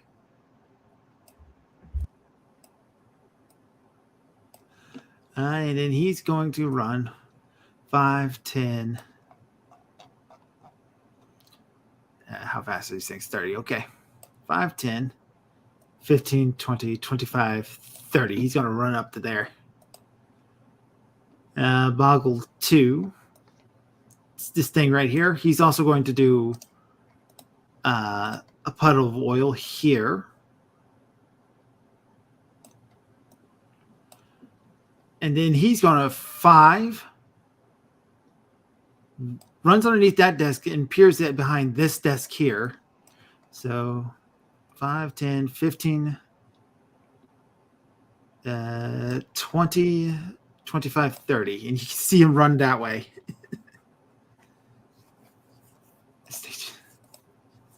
Boggle 3, he's going to try to get out of your grasp here, Agrok. So it's going to be athletics versus his athletics again. Okay. You need me to roll then? Yep. I forgot to roll him with advantage.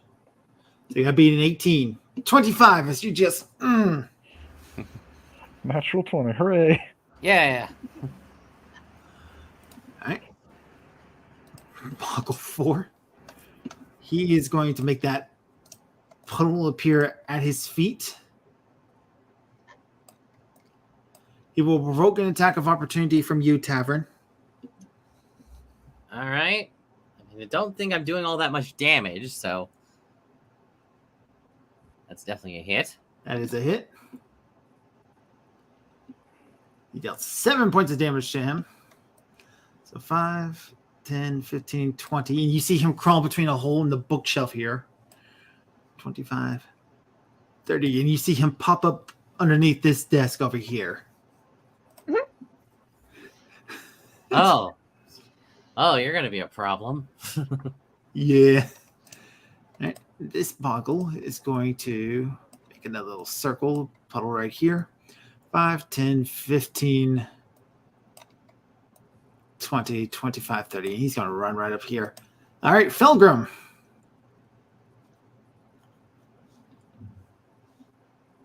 Hey, this is going to be a problem. He's going to 5, 10, 15, 20, 25. He's going to double move. 5, 10, 15, 20, 25. Go all the way up here. All right, do you move through that circle? No, I move past it. I move like here. All right. I know what you want. I'm not going to give it to you. All right, so that's all you're doing for this turn? That's all I can do. Move and I use my action to dash. All right.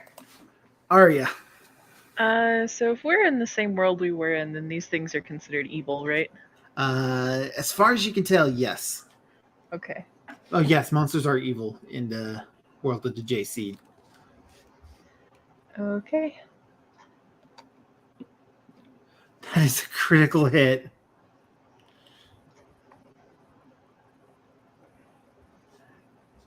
You took a heavy hit from that.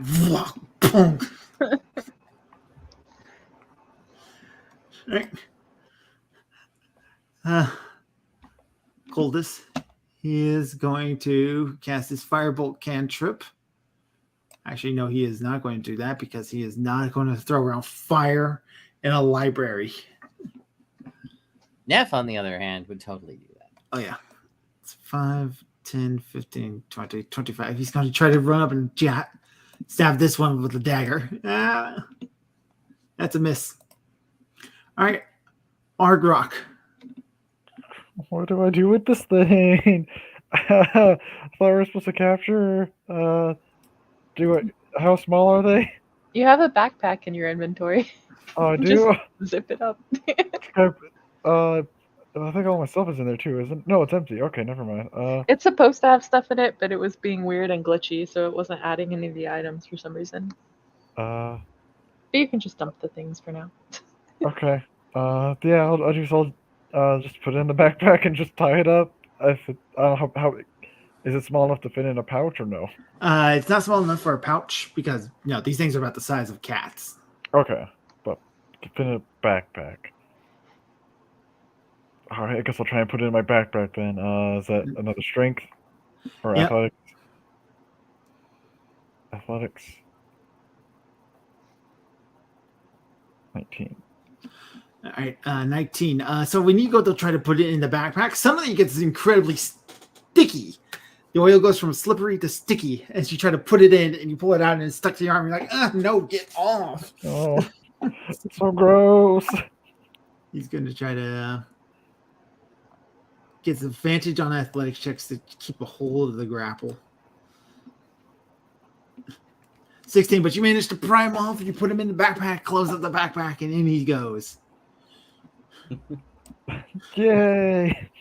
And then he just teleports out. Tapping. Okay, so is this hole that's right here like just like a 5-foot hole, or can I like jump over it? It is a puddle of oil. And covers up that 5-foot space. Okay, I'm going to try to jump over it and head forward. Do I need to roll? Yep. Roll an athletics check. Athletics? Okay, I can do that. That's my best skill. All right, 16. You're able to jump over the pile just fine. Okay, boop. And then with the jump, I was like, I guess, would that count as 1, or would it still be 1, 2? Actually, I think you're allowed to jump over 5 feet. So yeah, you're fine. You don't even need to roll that athletics check. You're just able okay, to do so that. boop, ba, 2, ba. I was like, I guess I had the right idea. I'm going to stab. That's a miss. Offhand. That's a crit. You crit on 19? Yeah, I'm a champion. I crit on 19. Jeez. Nicely done. So I just add another. Yeah, you dice. just add another dice. Okay, and that's doesn't double my modifier too. No, it does not double your modifier. Okie dokie. All right, 10 points of damage out. I am a champion. I crit on 19s. Whee! All right. Muggle 1, he's going to run over here. 5.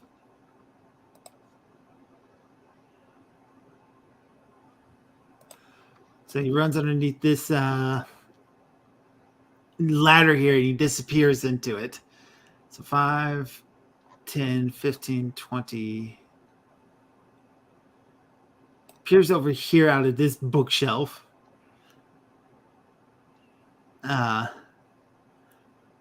25, 30. He's able to get that far. Muggle 2. He's going to disengage from you.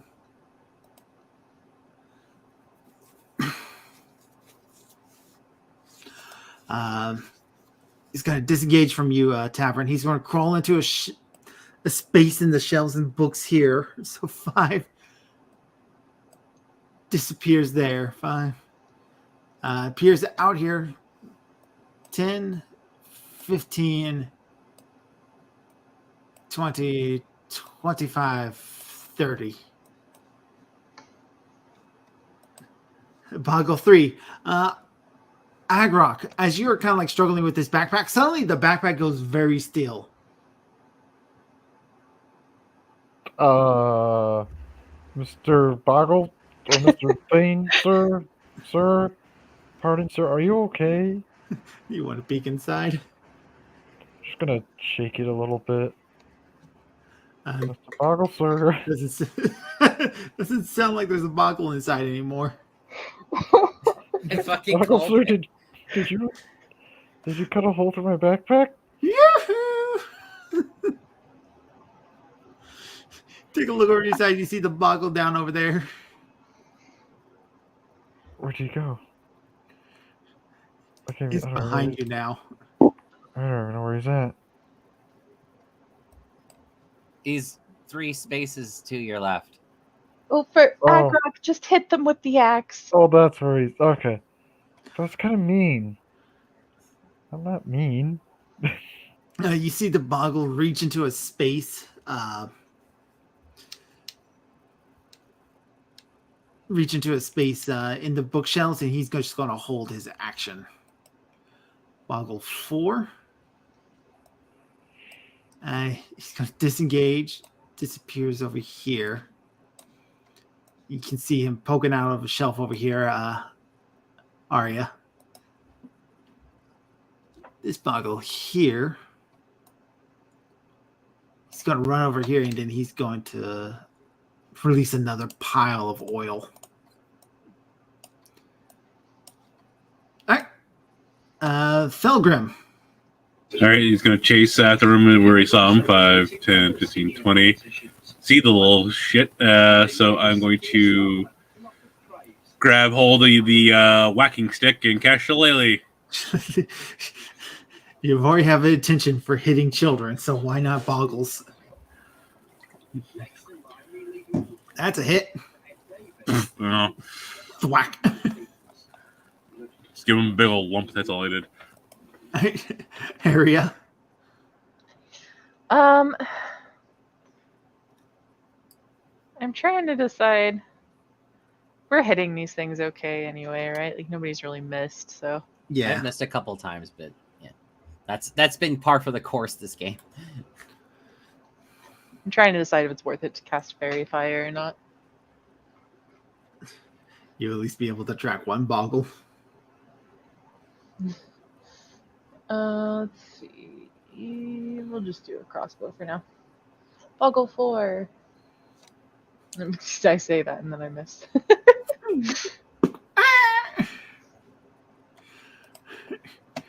All right, Clotus, he's going to run up. Try to get this one with his dagger. Nope. All right, Agrok.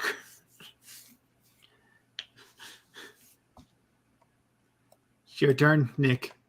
Oh, sorry. I forgot my name.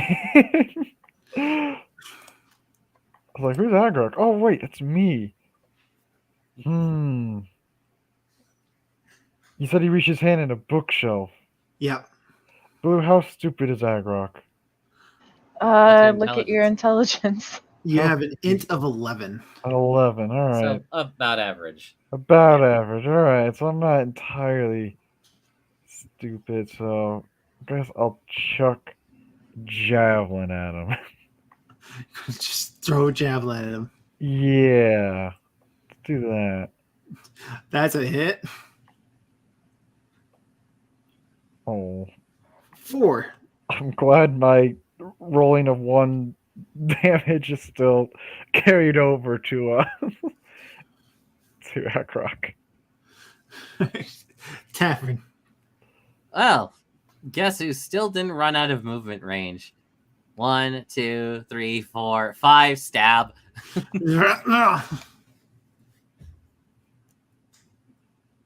Didn't run that far, now did ya? Fucking God. That's another crit. That's another crit. Jesus. And fuck you. And that's a kill. And he explodes into fairy dust. Just Got him with the offhand. Boggle 1 standing here at Pilgrim after you just hit him. He laughs. And he will disengage from you, Pilgrim. And then you guys start hearing dong, dong, dong, dong, dong, dong as he's walking on some sort of a piano somewhere in the library. Mongol number 3, after you throw the javelin, he goes, ah! And he ducks all the way into the bookshelf. Where did Mr. Boggle go? 20.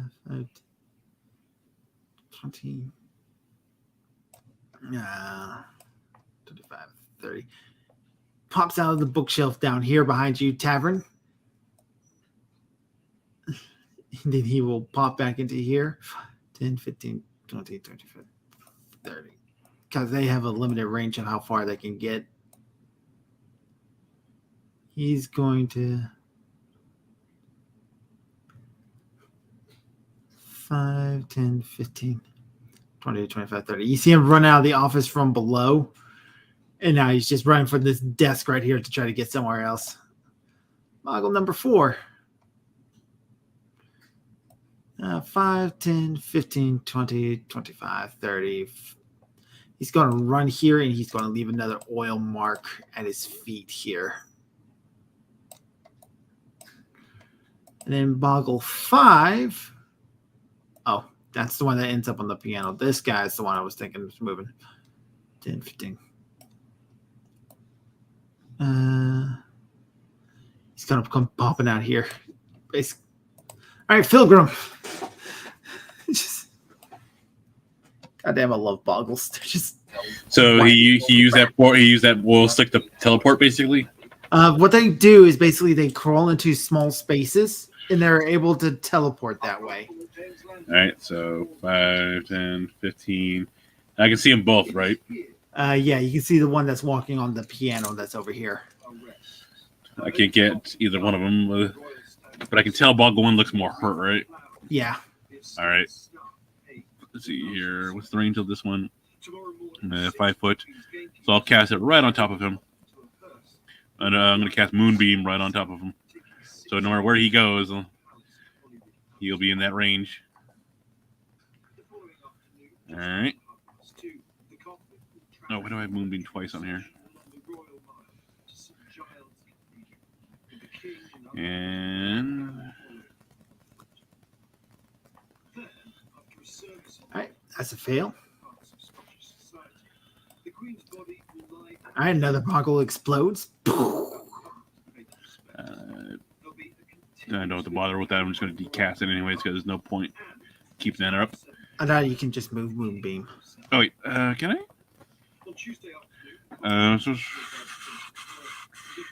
Yeah, you're right. I can't. It stays there, so I'll just remove it for now. All right. Just wait until it teleports there and just be like, haha. All right, and that's my turn. All right, Arya. Okay. Whoa. Whoa. I done? What Boggle did I even do that? Okay. Wait. Did I I'm hit? just gonna go with the first one, which is a crit against Boggle 3. Okay. Wait, which one's Boggle 3? Where are you? The one on the bottom. The one that's very far away from you. Okay, that's fine.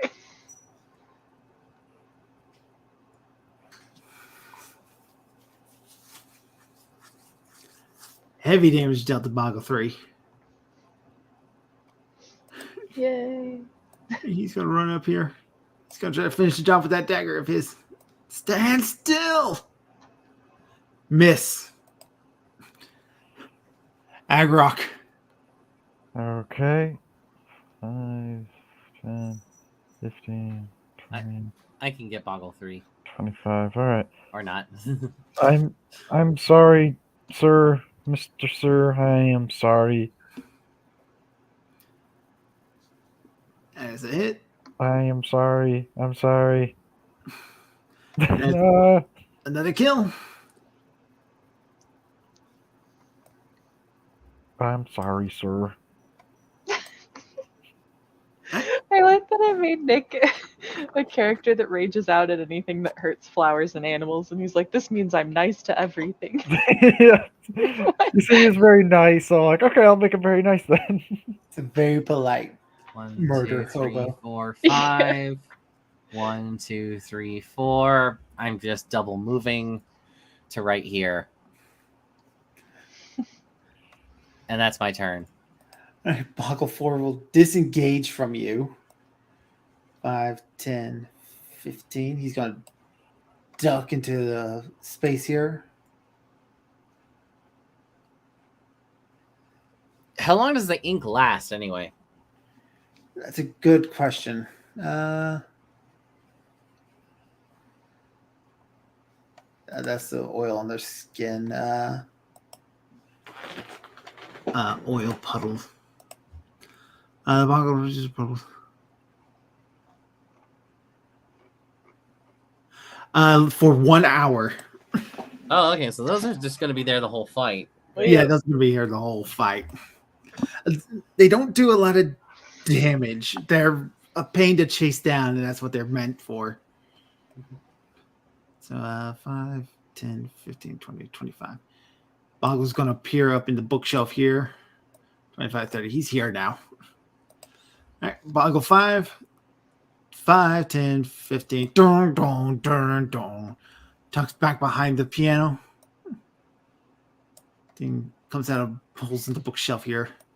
15, 20, 25, 30. He runs over here. All right, Pilgrim. The information. So that guy is. So he's in the bookcase right now, so he won't be able to be hit, correct? No, he's outside the bookshelf. All right, so 5, 10, 15, 20, 25. Good thing about Moonbeam, it has insane range. So enjoy this.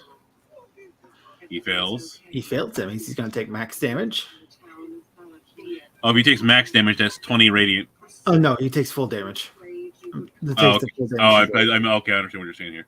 All right, and so because I have a feeling because he's not dead yet, so he can't. Yeah, he's starting his next turn. He's gonna get blasted again. All right, Arya. So if he's gonna get blasted again, then I guess I should go for the other one. Is Boggle 4 in a bookshelf? It's hard to see what's going on with him out there. No, he's outside a bookshelf. Would he have partial cover for me though? He has full cover from you right now. Dang. Yeah, you'd have to get closer. Let's see.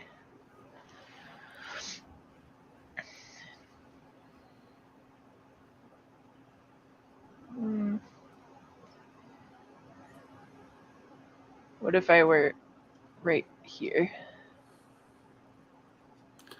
Let's see here. He will have 3/4 cover from you, so he gets that's a -5 to your roll. To my roll to hit or damage? Roll to hit.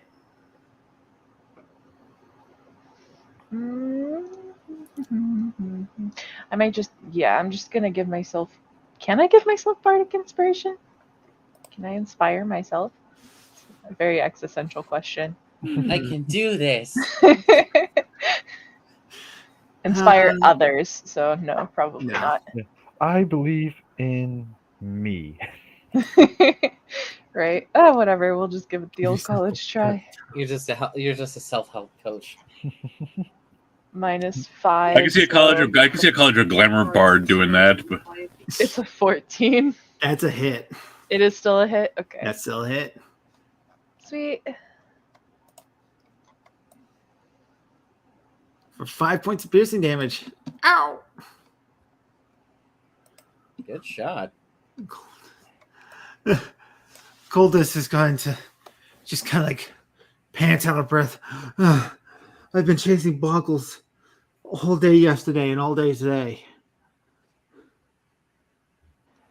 Would you How many believe of that them I would was you killing start? them earlier?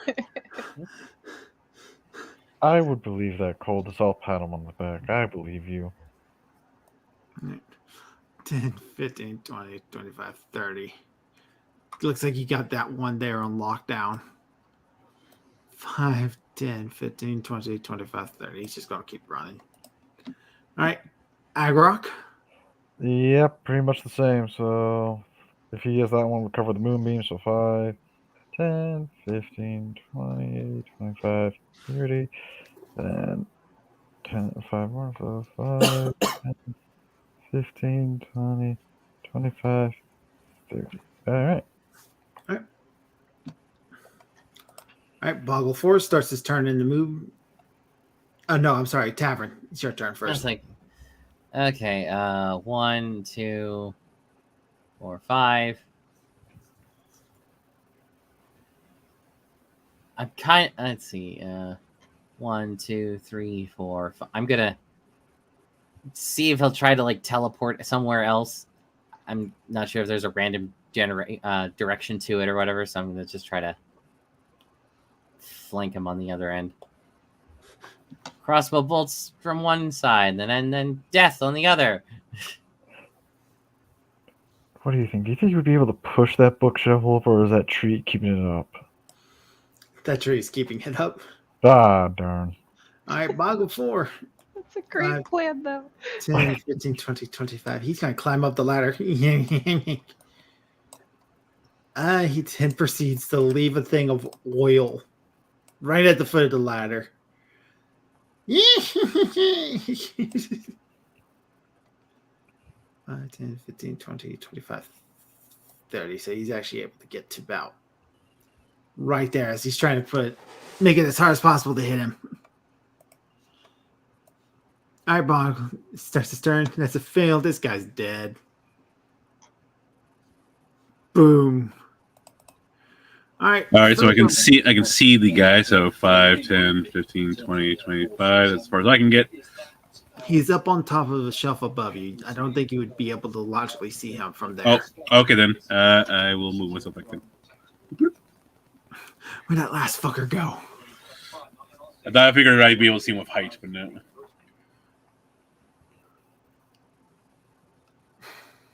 What do you think? If I put you on my shoulders, do you think you'd be able to get him? You'll have to toss me. Did you say toss me or don't touch me? Yeah, so you'll have to toss me. You know. Don't tell the elf. Yeah. All right, so Pilgrim, what are you going to do this turn?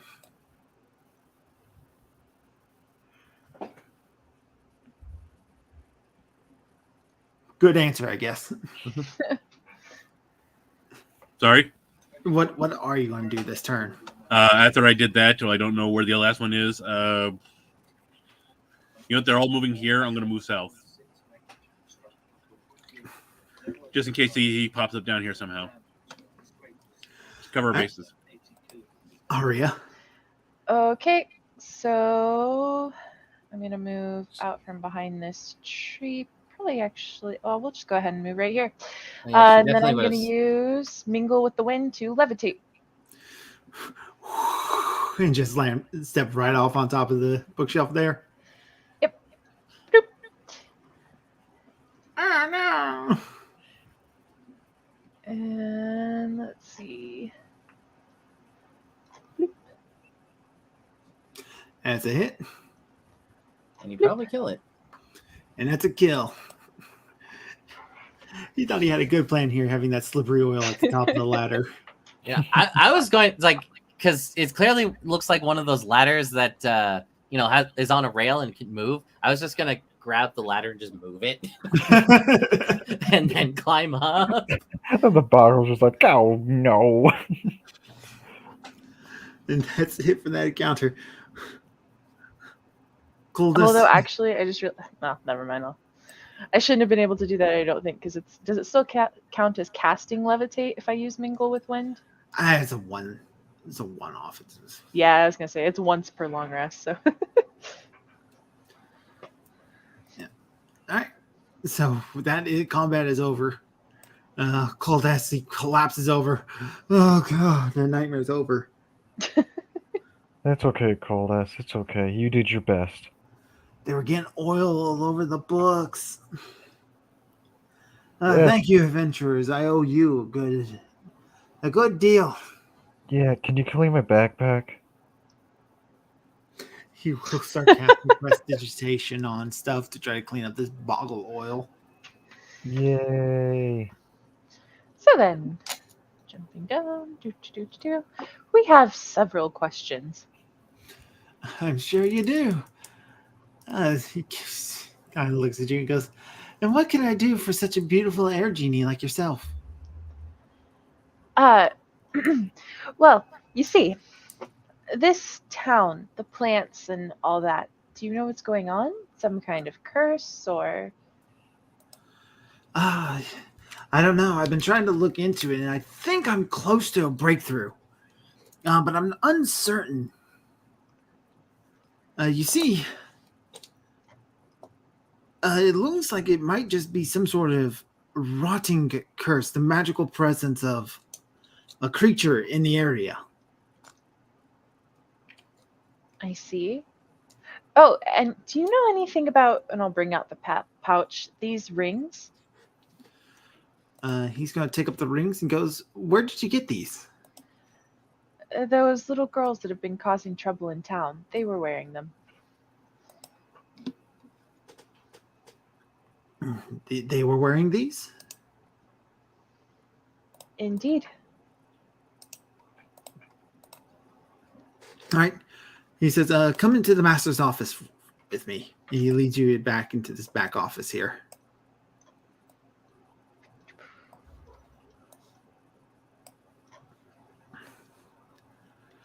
And this office has a great big aquarium all along the back end of it with a whole bunch of glowing fish in it. Fishies. And so he takes the magnifying glass, looks over it, starts casting a couple spells. And he goes, "Yes, I believe that these are magical.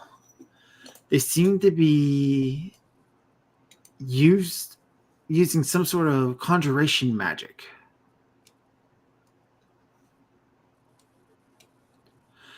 To conjure what exactly? I believe it is the same sort of magic that would use to power a sending stone. Interesting. Sending stones like used for sending information? Yes, I believe so.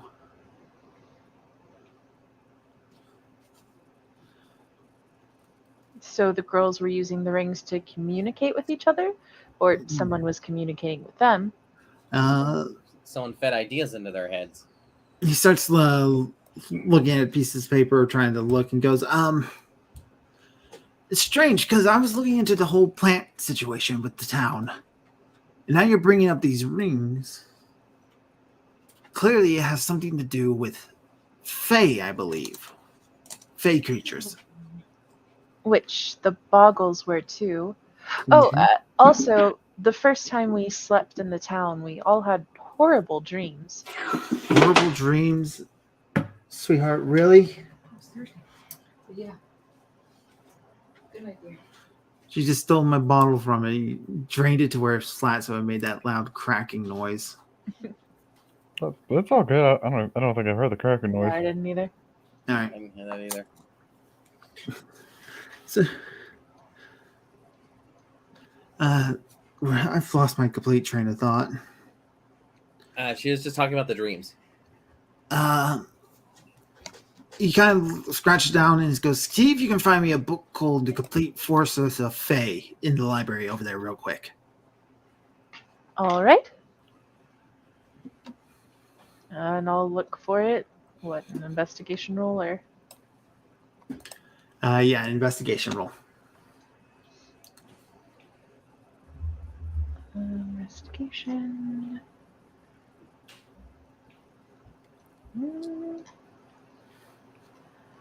Would you gentlemen be kind enough to help me look?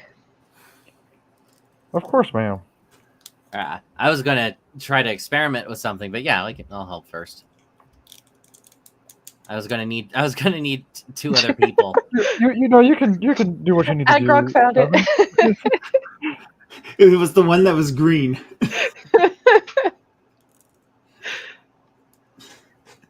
Aragorn found it. So I'll find it. The barbarian is the one who. I want to think I was up on a high shelf because the too small. I was gonna say, yeah, we're all short. He's really tall, so it was up on Yeah, it's right here. Which is funny because I'm conflicted about all these books considering they're made from trees, and I like trees, but there's trees and plants in here, so it's like conflicted. And there's pretty fishies. Yeah. All right, so you bring him the book and he starts flipping through it and he goes, "I believe, and I hope I am wrong, that the town is being besieged by a hag."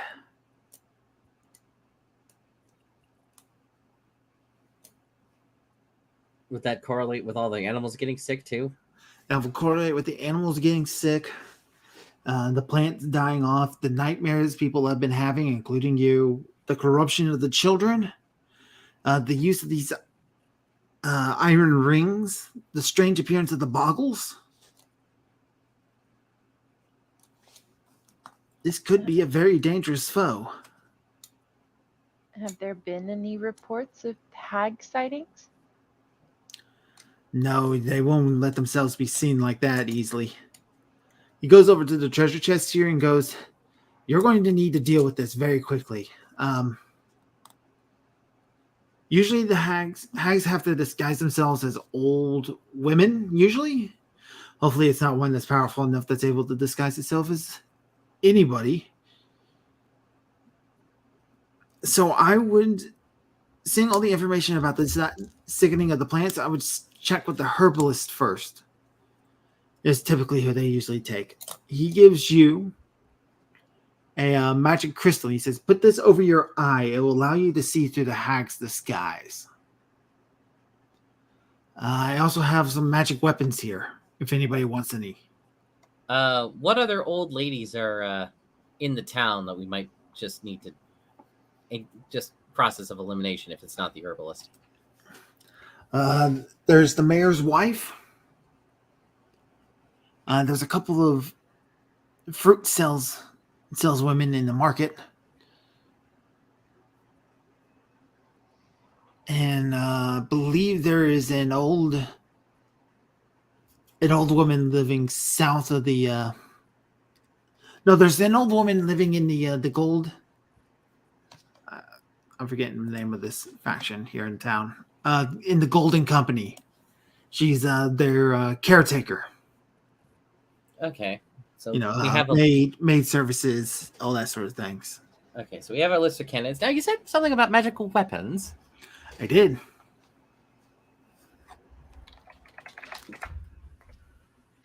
And what manner of weapons might those be?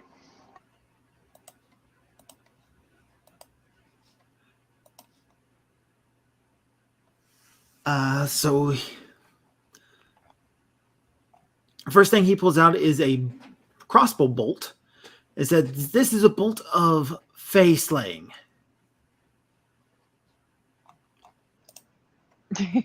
Arya's eyes light up. I have a crossbow. All right, so that'll probably be useful for you. But there's only one bolt? Only one. Oh, gotta make your shot count. So last hit with it. Gotcha.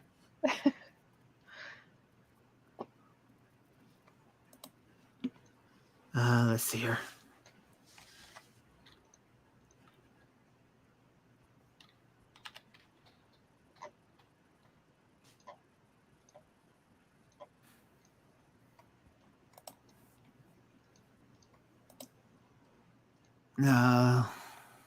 Trying to find out what other things I've put in here.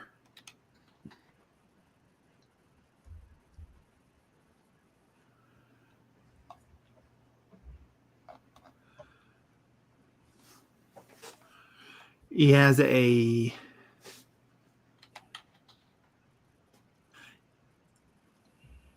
+1 great axe. Oh, I'll take that if no one else wants it. I don't. Thank you, young lad. Kind sir. Right, he's got a couple of potions as well. Oh, what? Just like healing potions, or? Yeah, he's got some good things here.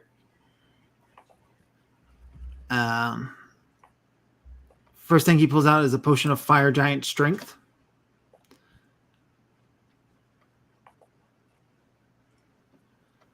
What does that do?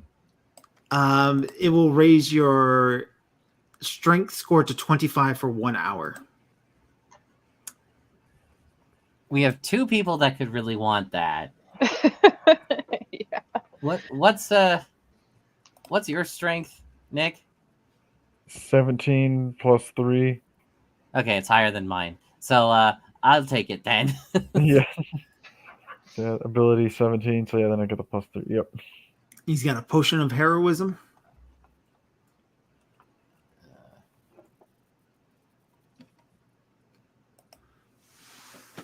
Which is what a potion of heroism does. It is a For 1 hour after drinking, you gain 10 temporary hit points that last for 1 hour.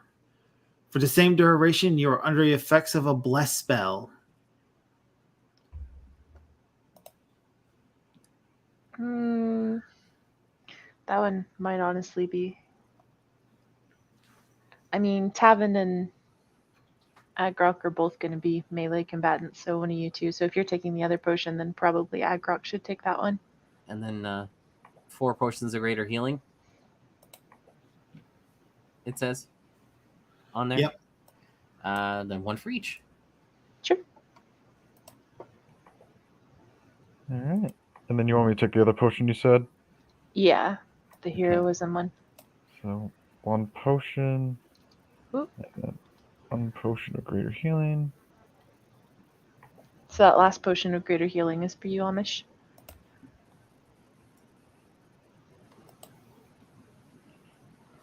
I don't know if he's here right now or not. I don't know. No, he said BRB.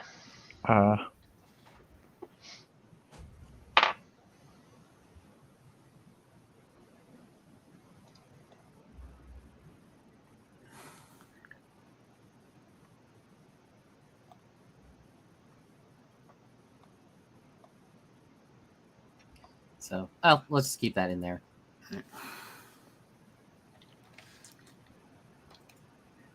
So, all right, let's start investigating old ladies. Yeah, to the herbalist first, I suppose. Who has the crystal, by the way? Did he hand that to me? He handed that to you. Okay.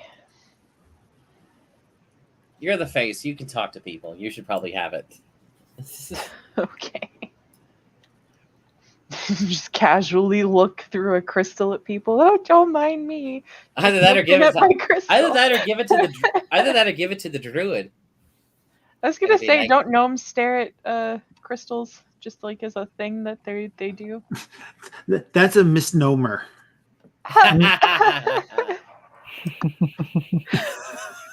Good one. It's like, Don't what you are fall for that nomenclature, okay? It's like, what the heck is up with you? The crystal calls. Before we leave, so is this Fey killing bolt like a one-hit dead kind of a number, or a you need this to keep them dead kind of a thing? So what the bolt of slaying does, he's able to give you this rundown. I don't remember where it went to. It's not revealing itself in your inventory for some reason. All right, so what it does is the bolt of slaying is a magic weapon meant to slay a particular kind of creature. Some are more focused than others. For example, there are bolts of dragon slaying and bolts of blue dragon slaying. If a creature belonging to that type, race, or group associated with the bolt of slaying takes damage from the bolt, the creature must make a DC 17 Constitution saving throw or take an extra 6d10 piercing damage on a failed save. Ow. Okay, so extra damage. Or half as much damage on a successful one. Once a bolt of slaying deals extra damage to a creature, it becomes a non-magical bolt, so it's a one and done. But that's if it deals damage to the creature. So if you miss, you could just grab it and stab it again. Yep. Okay. Good.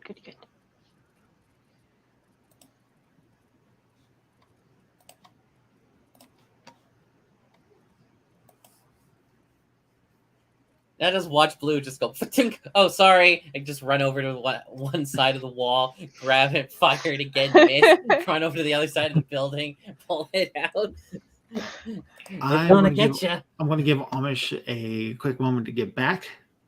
I'm going to go get something to drink real quick because my wife drank the last of my water. Yeah, no worries. So how was the wedding, aside from the rain? It was good. And I got pushed into the dance floor, so I had to do a little dancing, which, I mean, it was just the slide to the left song and slide to the right. Oh, the cha-cha slide? Yeah, the cha-cha slide, so it wasn't like that big of a deal. But yeah, it was nice. It was a good, nice wedding. Yeah, I think those two will definitely probably as of right now, it seems like it'll be they'll stay together for probably till death do you part, from what it seems. Yeah, it was. Yeah, it was just it was funny.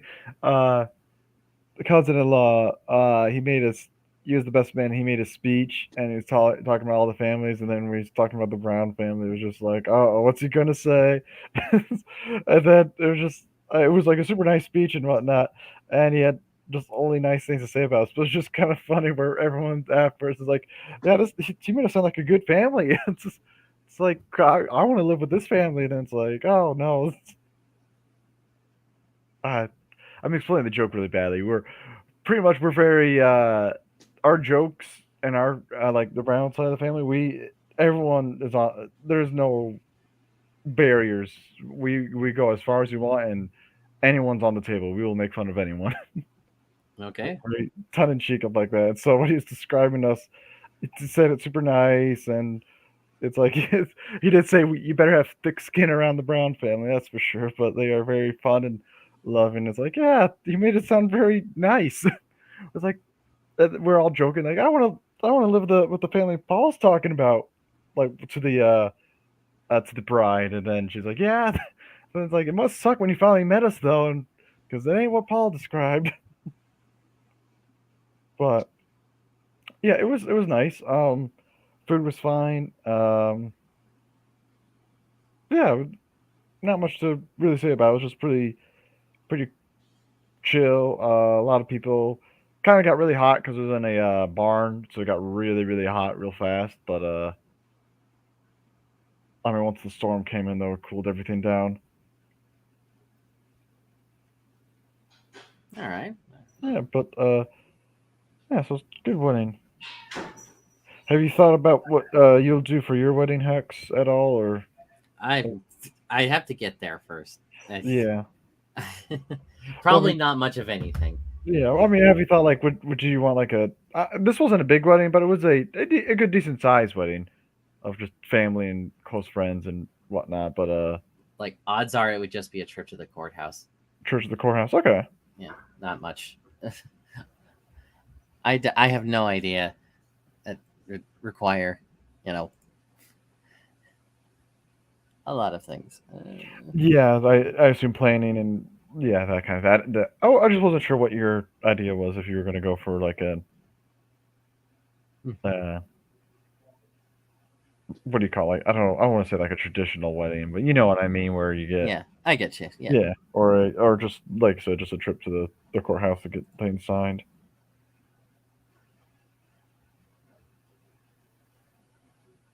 But what about? Well, I know you're not.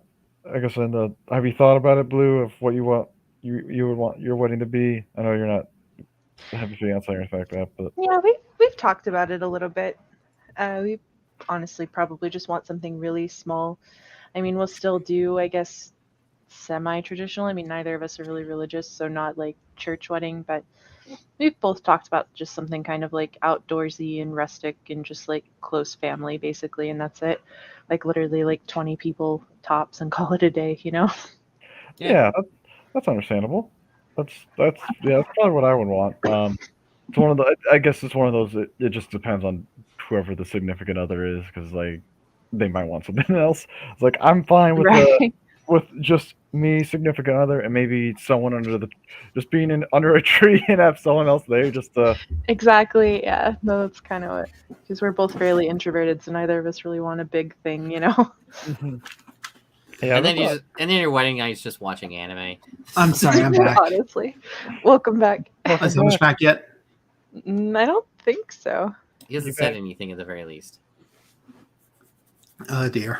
Yeah, we're just talking weddings. Because yeah, this wedding was a decent size. I would say, I don't know if 100's too much, but it had been at least more than 50 people though, at least. So it was a decent size. Mm-hmm. What about you, Crow? How was your wedding? Oh, my wedding? Yeah.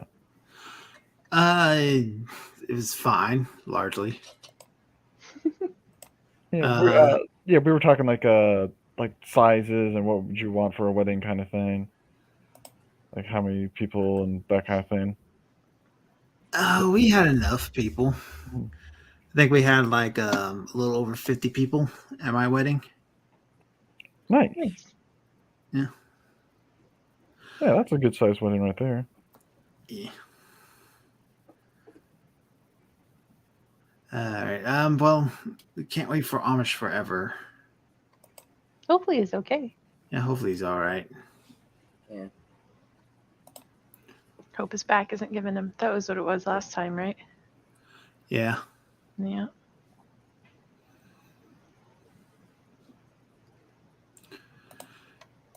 All right.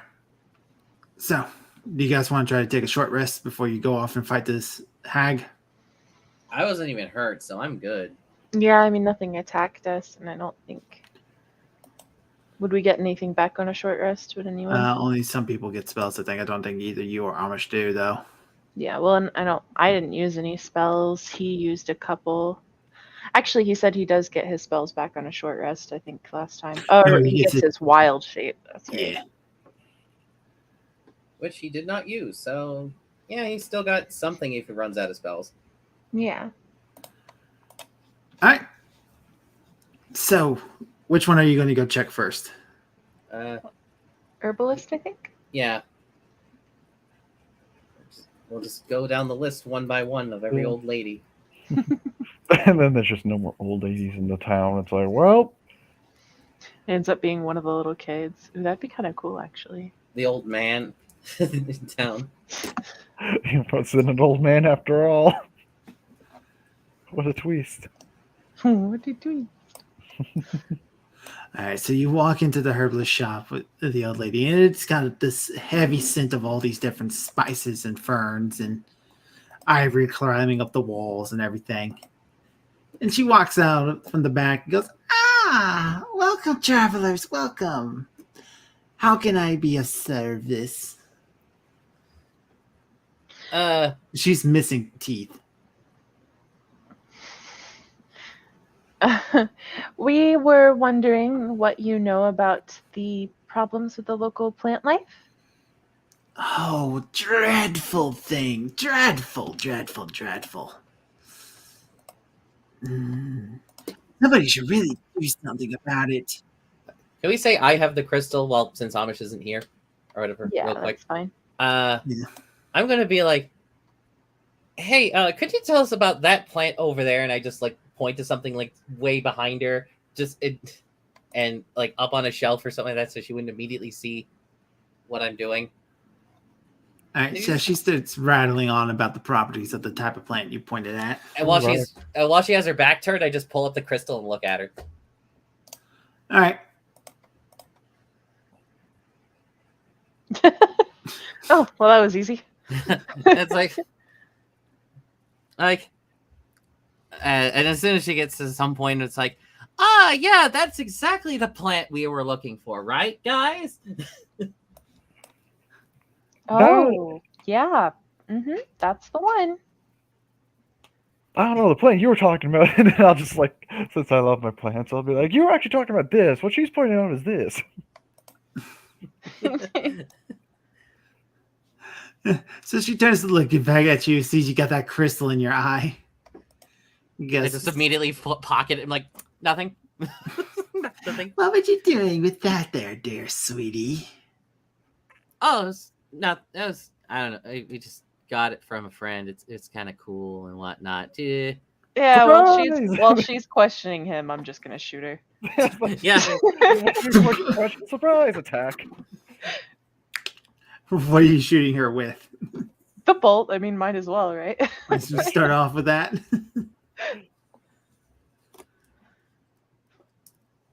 If it's just extra damage, then it'll do it as well at the beginning as the end.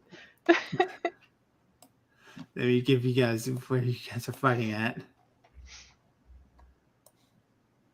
Amish will be here at some point, hopefully. I like how we both have the same idea, Blue. Just like attack while she's questioning him, like before she has a chance.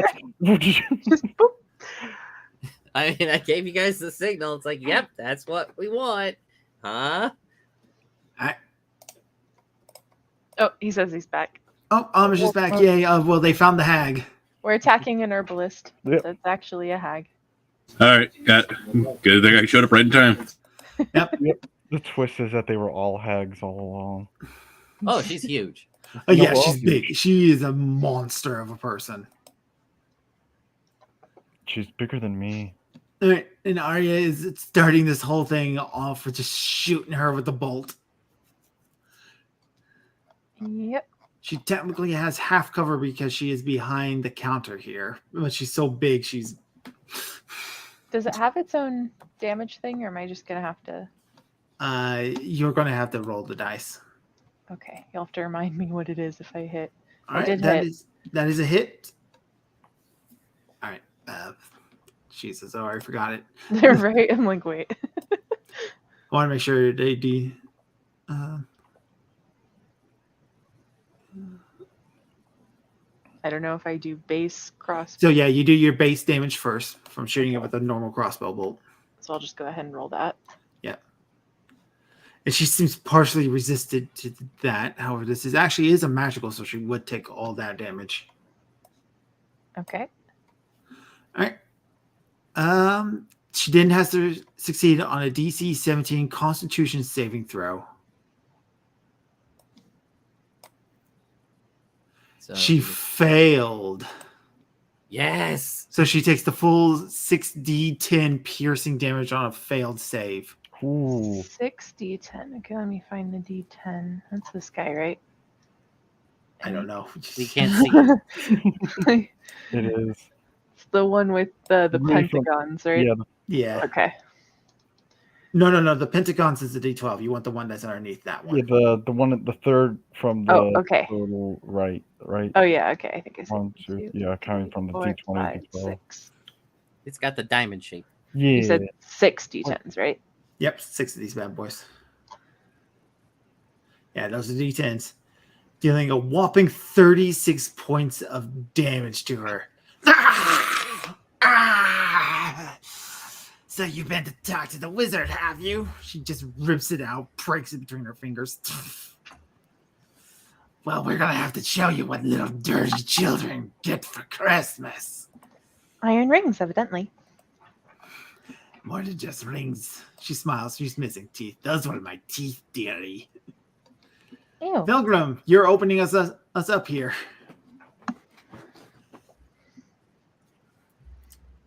All right, let's see here.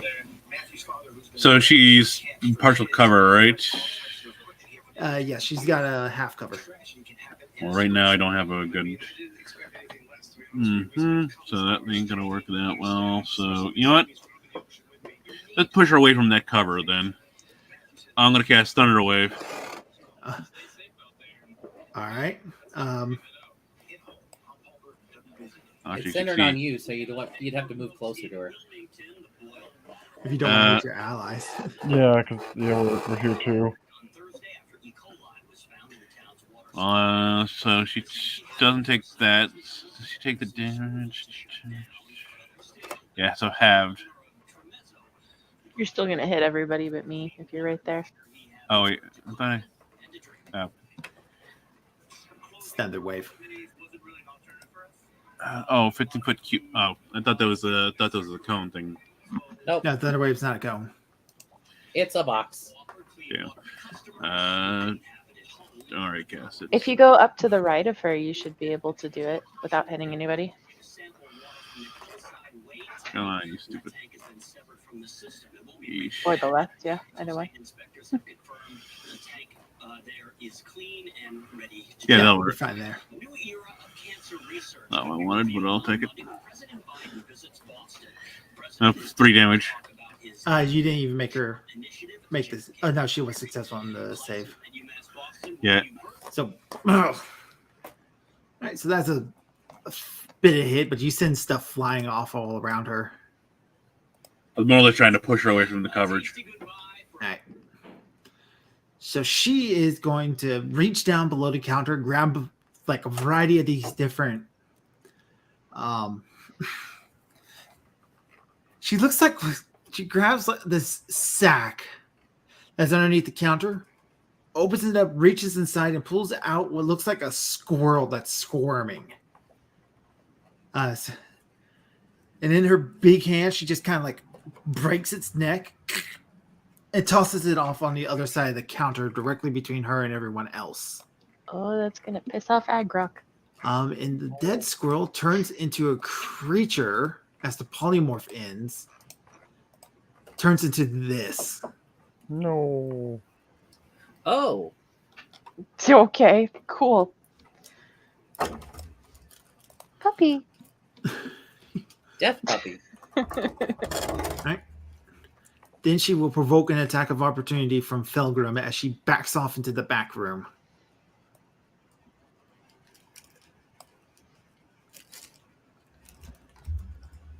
Right? That is a miss as it just bounces off her rock-like skin. Right? And that was her turn. Oh, you're not here. Why are you still on the board? All right, Tavin. Okie dokie. Pop my potion, chug it, slam the bottle on the ground. All right. So yeah, so that's like, how do you do this exactly with? You just Potion, go I into your guess. strength, change it to 25, and there you go. Oh, oops, I didn't mean to do that. I just meant to. I have a 25, and that's all it does. Yep. That lasts for an hour. And those are my actions. All right. Agrok. No, not the squirrel. No, how could you fucking do it, you fucking bitch, you fucking fuck. Go into a Everyone. rage. Rage, yay. I just gotta find the rage table, see how much bonus damage I do when I actually hit. Rage is +2. Okay. Cool. Alright. So as a bonus action, I go into a rage. And then I get to hit twice next time. So okay, so first one. Wait, no. We want the great axe of the magic. Okay, Death Dog, you're in the way. Oh, I'm sorry, Squirrel. That bitch fucked you up. All right, and then wait. And then I gotta do the +2. All right. That is a wound to the death dog. I'm sorry, that fucking fuck. Roar. Death dog's turn. It gets multi-attack. It is going to bite the barbarian. First attack is a miss. Second head. That is a hit, and you take 1d6 plus 2 piercing damage. So minimum 3. Yeah. If the target is a creature, must succeed on a DC 12 Constitution saving throw. What did it do damage with? Because it says I have resistance to bludgeoning, piercing, and slashing. It did with piercing, so it only did 1 point of damage to you. Okay. And then you'll make Hold on, I me roll. got it. Okay.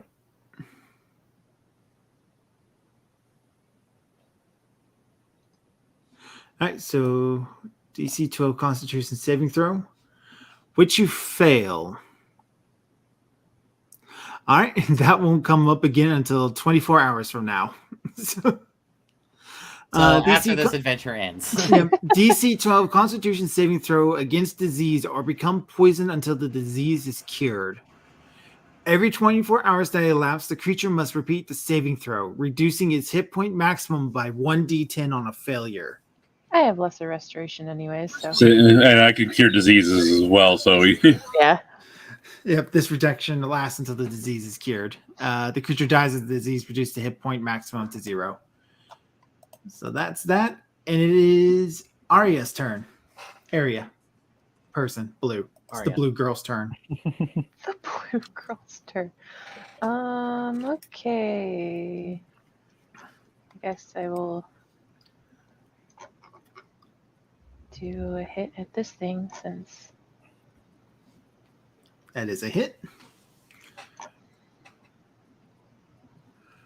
Additional 5 points of piercing damage done till it.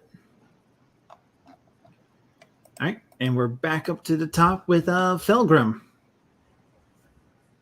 All right, gonna cast Shillelagh and smack the dog. Okay, this is. Could have called it the death dog, so that way it doesn't seem like you're beating an actual dog. Well, he already said smack the children earlier, so. Isn't it a squirrel technically? It was tough. It was tough love on the children. All right. It's the other way around. I miss anyway, so that's my turn. All right, the hag's turn.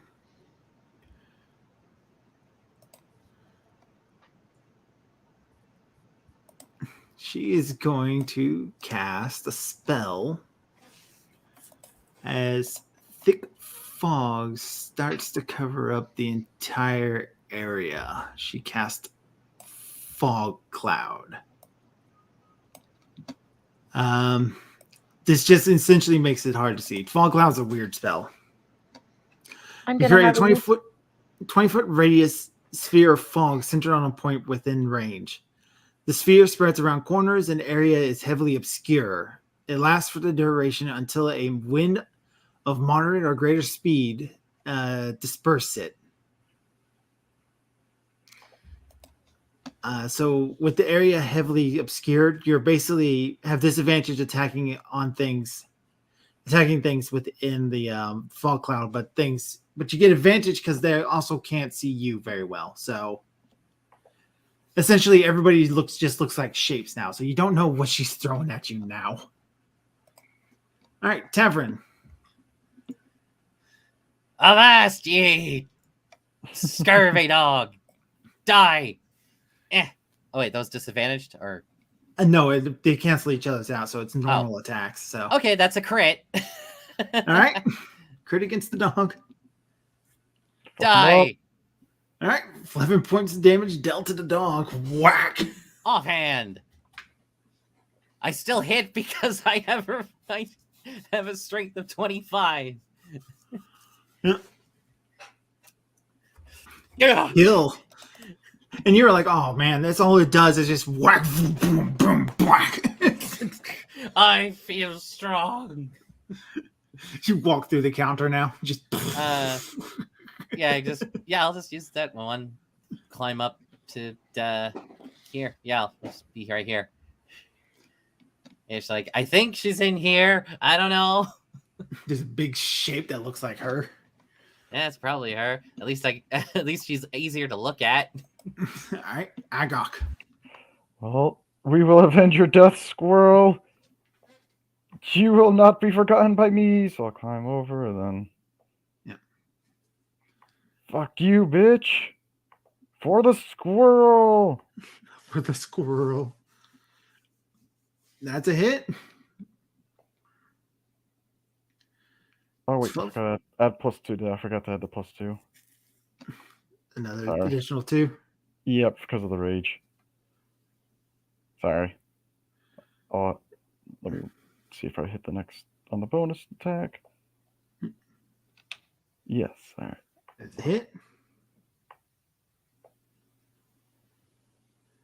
And you killed her. Oh. For the squirrel. Dang it. Well, I mean, I'm glad we killed her, but I thought I was going to get a use out of fairy light. With her death, all the remaining squirrels in her satchel lose the polymorph curse they're under, so they all go back to their normal form. And these are some nasty shit things. So you're not out of the woodworks just yet. Oh. Is her fog still here or no? No, the fog goes away because she died. Okay. So the first thing you see is a giant wasp.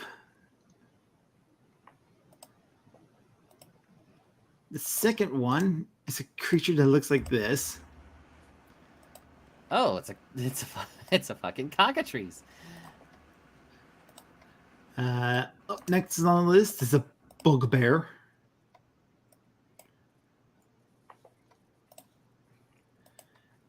And then you got one of these fun things.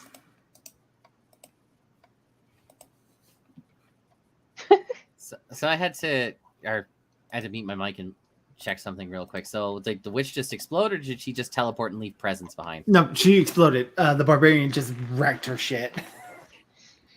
Okay, so she just summoned these things on death. Great. Yeah. I was worried about sending a CR6 creature against 4 level 3 players, and then suddenly that bit me in the ass because I gave you magic items to compensate for that and you used them. I'm not used to players using magic items like that. All right, the giant wasp gets to go next, and it is agitated. It's going to sting Agra. It's like, well, this is a this is a one shot, so we're going to use whatever we get. Yep. All right, so that's a miss. The Magman.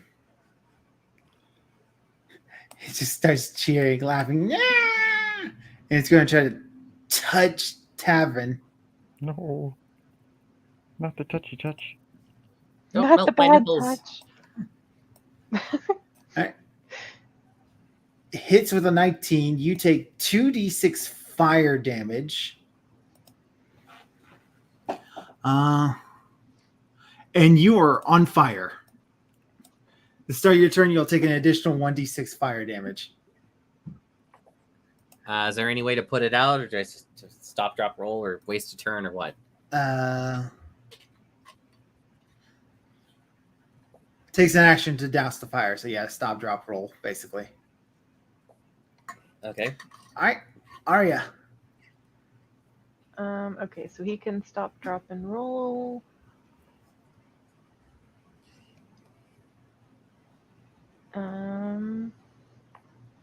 Let's see, and then yeah, I'm gonna go ahead and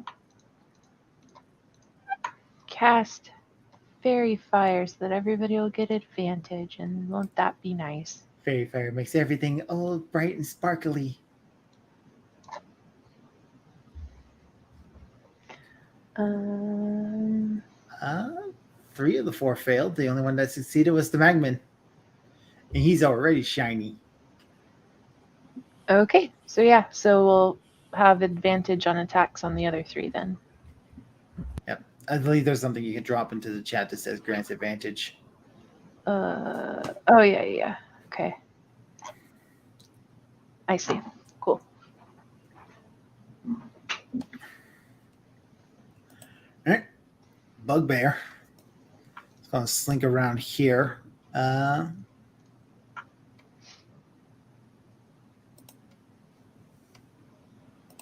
He's just going to smack you with his Morning Star. Scoring a hit, dealing 2d8 plus 2 piercing. For a grand total of 6 altogether. So heal you 6. Yep, the resistance. Yep, thank you. All right, and the cockatrice is going to try to bite you.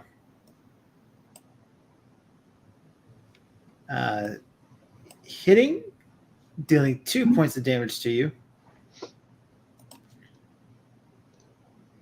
Ow.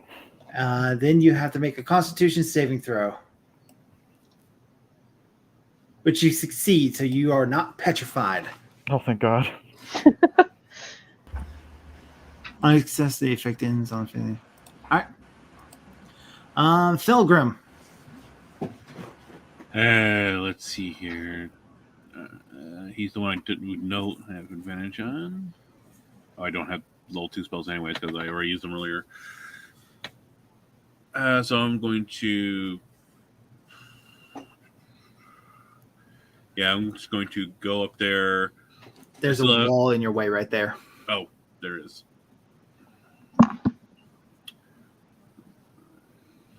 I'll go up to him because he's all glowy, so I have advantage.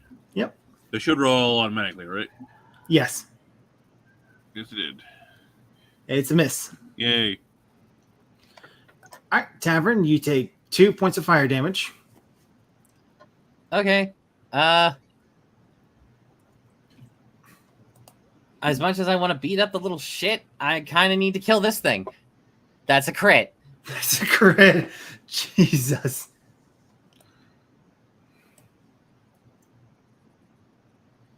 All right, dealt some heavy damage to the Magman. Oh, you did No, to the the cockatrice. cockatrice. I'm sorry. Yeah. And now offhand. Another hit. For another 8 points of damage. Ah! Agrok. Why are you frightening us? You're free. Be free. They're evil monsters. No, be free. No. Oh, the one was almost a crit. Be free. I'm sorry. But you tried to kill me first. I'm sorry. Forgive. I'm sorry. I'm sorry. I'm sorry. Forgive me. She's gonna try to sting you again. It's another miss. The Magman's going to try to touch you. That's a miss. Oh, an automatic miss. All right. Aria. Yes, Tavin, would you like me to put you out? Like, I'm just gonna do that. I'm just gonna pat down the dwarf. it's like I'm good. I'm fine right now. I can He's not good. He's on fire. feel the burn. Ah! He hasn't even Yar. used his action surge yet. Oh yeah, do I get one at level 2? I think I do. Can I use an offhand weapon still? No. Okay. Okay, yeah, I do have one action surge. All right, the bugbear's going to smack the little one. That's a hit for 2d8 plus 2 piercing damage from the Morning Star. Whack. All right, Felgrim.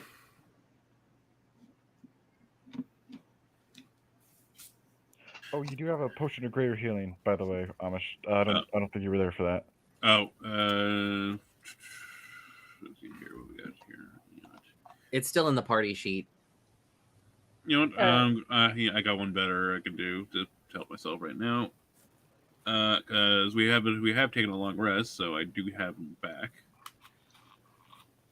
This guy has already got advantage on him, so it would make no sense to do what I originally was going to do. You know what? I need something that has a lot of hit points. I know what I'm going to do. Just to give myself some hit points to be a little bit of a tank, I'm going to turn into a walrus. I am the walrus. Yep. It's a large, blubbering creature. You know. Yeah, 22 hit points. So. Death by walrus. All of a sudden, this little gnome turns into a big walrus. I don't seem to have a walrus in my thing. Oh, is it not part of the? Oh no, that's okay. Never mind. That's not the base. Never mind. I'll choose a different one then. Do you have the bear yet? It's tanky and has multi-attack. The what? That's why it was a bear all the time. The bear. The bear. The bear police, the bear chief. There are 2 different ones. I think there's one you get at level 3. Let's see. You got the brown bear and the black bear and the polar bear. The black bear is a 1/2. I'm only allowed 1/4, so I can't be that one. Oh, that's right, because I specifically did the shape-changing druid. Okay. So I had access to higher stuff earlier. And the polar bear is the CR2. You know what? A draft horse. There you go. Draft horse? Okay. Mm. Yeah, so I can give him a good old kick with the hooves. And that is in the basic rules. It's close enough to the same amount of health. I think Walrus, you said, had 22. This has 19. Yeah, close enough. Yeah, something that could be tanky for a little bit. All right, there you go. Yeah. So all of a sudden, this big old horse is now staring down at the bugbear, and from being smaller to be now towering over the bugbear. It just does that, you know, it starts batting the hose. Nay. All right. Tavin. Okay. Yar! Die! Suck on that. And Alright. another one. Partially resisted to it. That's fine. I still kill it. Oh, dead. And I move up. All right. Agrok. I'm sorry, I didn't know my friend can turn into a horse. He's gonna fuck you up if I don't do it first. Oh, wait, before I forget, I think he's about to get fucked up. still in rage.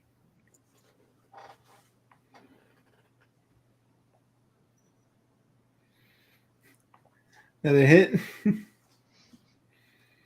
I'm sorry, the horse didn't fuck you up. I did. Forgive. I do like this axe though. Right, giant wasp. It's gonna sting. Misses again. Arya. So everybody's health's looking kind of okay. Yeah, not too bad. All right, well, I guess we'll just do this then.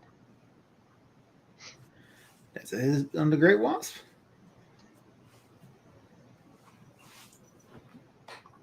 Right, and it's the giraffe horse's turn.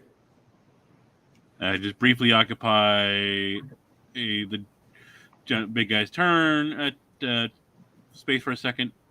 Give big old boot to the wasp I bequeath the boot to the head. and kill That kills it. Yay! And you guys have won the counter. Yay! Yay! And because of your heroic deeds, you the village can now rest safe, no longer being under the scrutiny of this hag that I thought was going to be a much bigger problem. Someone cure me as I fall down exhausted. Town goes back to normal. You collect carbon kill stab. Turn them in for a great big bounty, and you walk away with some powerful magic items, and everybody's happy at the end. Yay! Yay! Nar! And that brings this one shot to an end. That was fun. I was. I think that was probably one of our more successful one-shots thus far. Yeah, As far as, like- we didn't get punked by a fucking black dragon.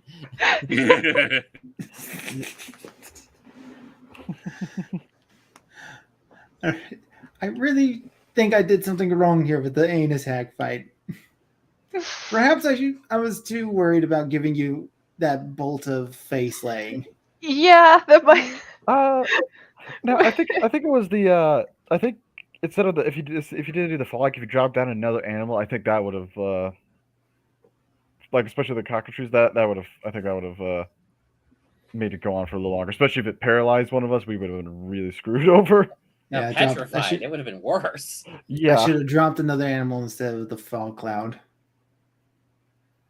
but even then, I think the fog cloud could have if like. Well, if he would have, I think he's right. We probably shouldn't have, because without the bolt, it would have taken us more turns to get her lower health, and then it would have been a really hard fight without that. But Yeah, but let me read you what her actual attacks are like, because she really only did one spell and that was it. right, So she's an Annis hag, which are more melee of the hag variants in the game. She only has 2 spells, which is Fall Cloud and Disguise Self. Okay. She gets some fun things. Multi-attack, she gets to make 3 attacks, 1 with a bite and 2 with her claws. The bite is a +8 to hit. It does 3d6 plus 5 piercing damage. Wow, that would have just been legit scary if she just, put him up and. Oh yeah, she could have. I mean, that's enough damage to. If she like, for some reason, got all like high damage, that would have killed me. And the claw is the exact same way, except slashing damage. She also has a 3rd attack called a Crushing Hug. +8 to hit 1 target. It does 96 plus 5 bludgeoning damage, and the target is grappled. Ooh. If it is a large or smaller creature. Until the grapple ends, it takes 96 plus 5 bludgeoning damage at the start of the hag's turns. The hag can't make attacks while grappling creatures in this way. Yeah, that would have been scary. That would have been probably death to someone right there. yeah. Yeah, so that whole thing is to drop Fall Cloud, grab you in the crushing hug, and then just carry you away.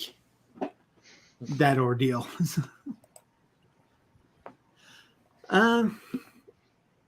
But I mean, I don't know. Like, this was a fun one though, with the bar fight and then the chasing the little mischievous things around the library, and then big hag battle at the end. Like, yeah, it was fun. I will remember to either drop the fog when she actually has a chance and then go for the hug, or just not do the fog at all. Mm. Maybe. Oh, are we doing a Pokemon stream tomorrow? But we'll talk about that later. Tomorrow is the interview with Keith Gleason. Okay. Oh, cool. Nice.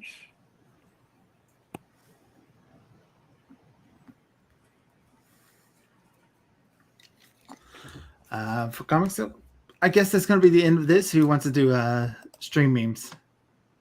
Yeah. Oh, it's Yeah. up for stream memes. Absolutely. I'll try to see if I can actually share it, and it's not going to try to die on me. All right. Children behaving poorly. The suspects do for smirches. The children behaving nader. Yeah, you guys are gonna have to tell me about that, or I'll have to rewatch the beginning of the stream to see what I missed. Blue today, checking the rule book, part pie. Okay. Yay, violence. Father, I crave violence. Sack of rats is used. The rat revolution has begun again. Oh my god. The meme still lives. The rat revolution still lives. You better believe that's a paddling. Yeah. Oh man. Rat revolution. Bear cop. We talked about bear cop today. The old memes are coming back. A rat on a stick.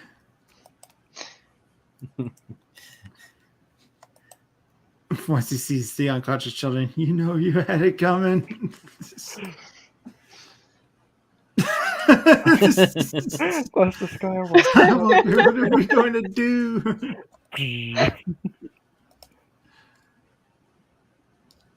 Cat. Cat. Okay.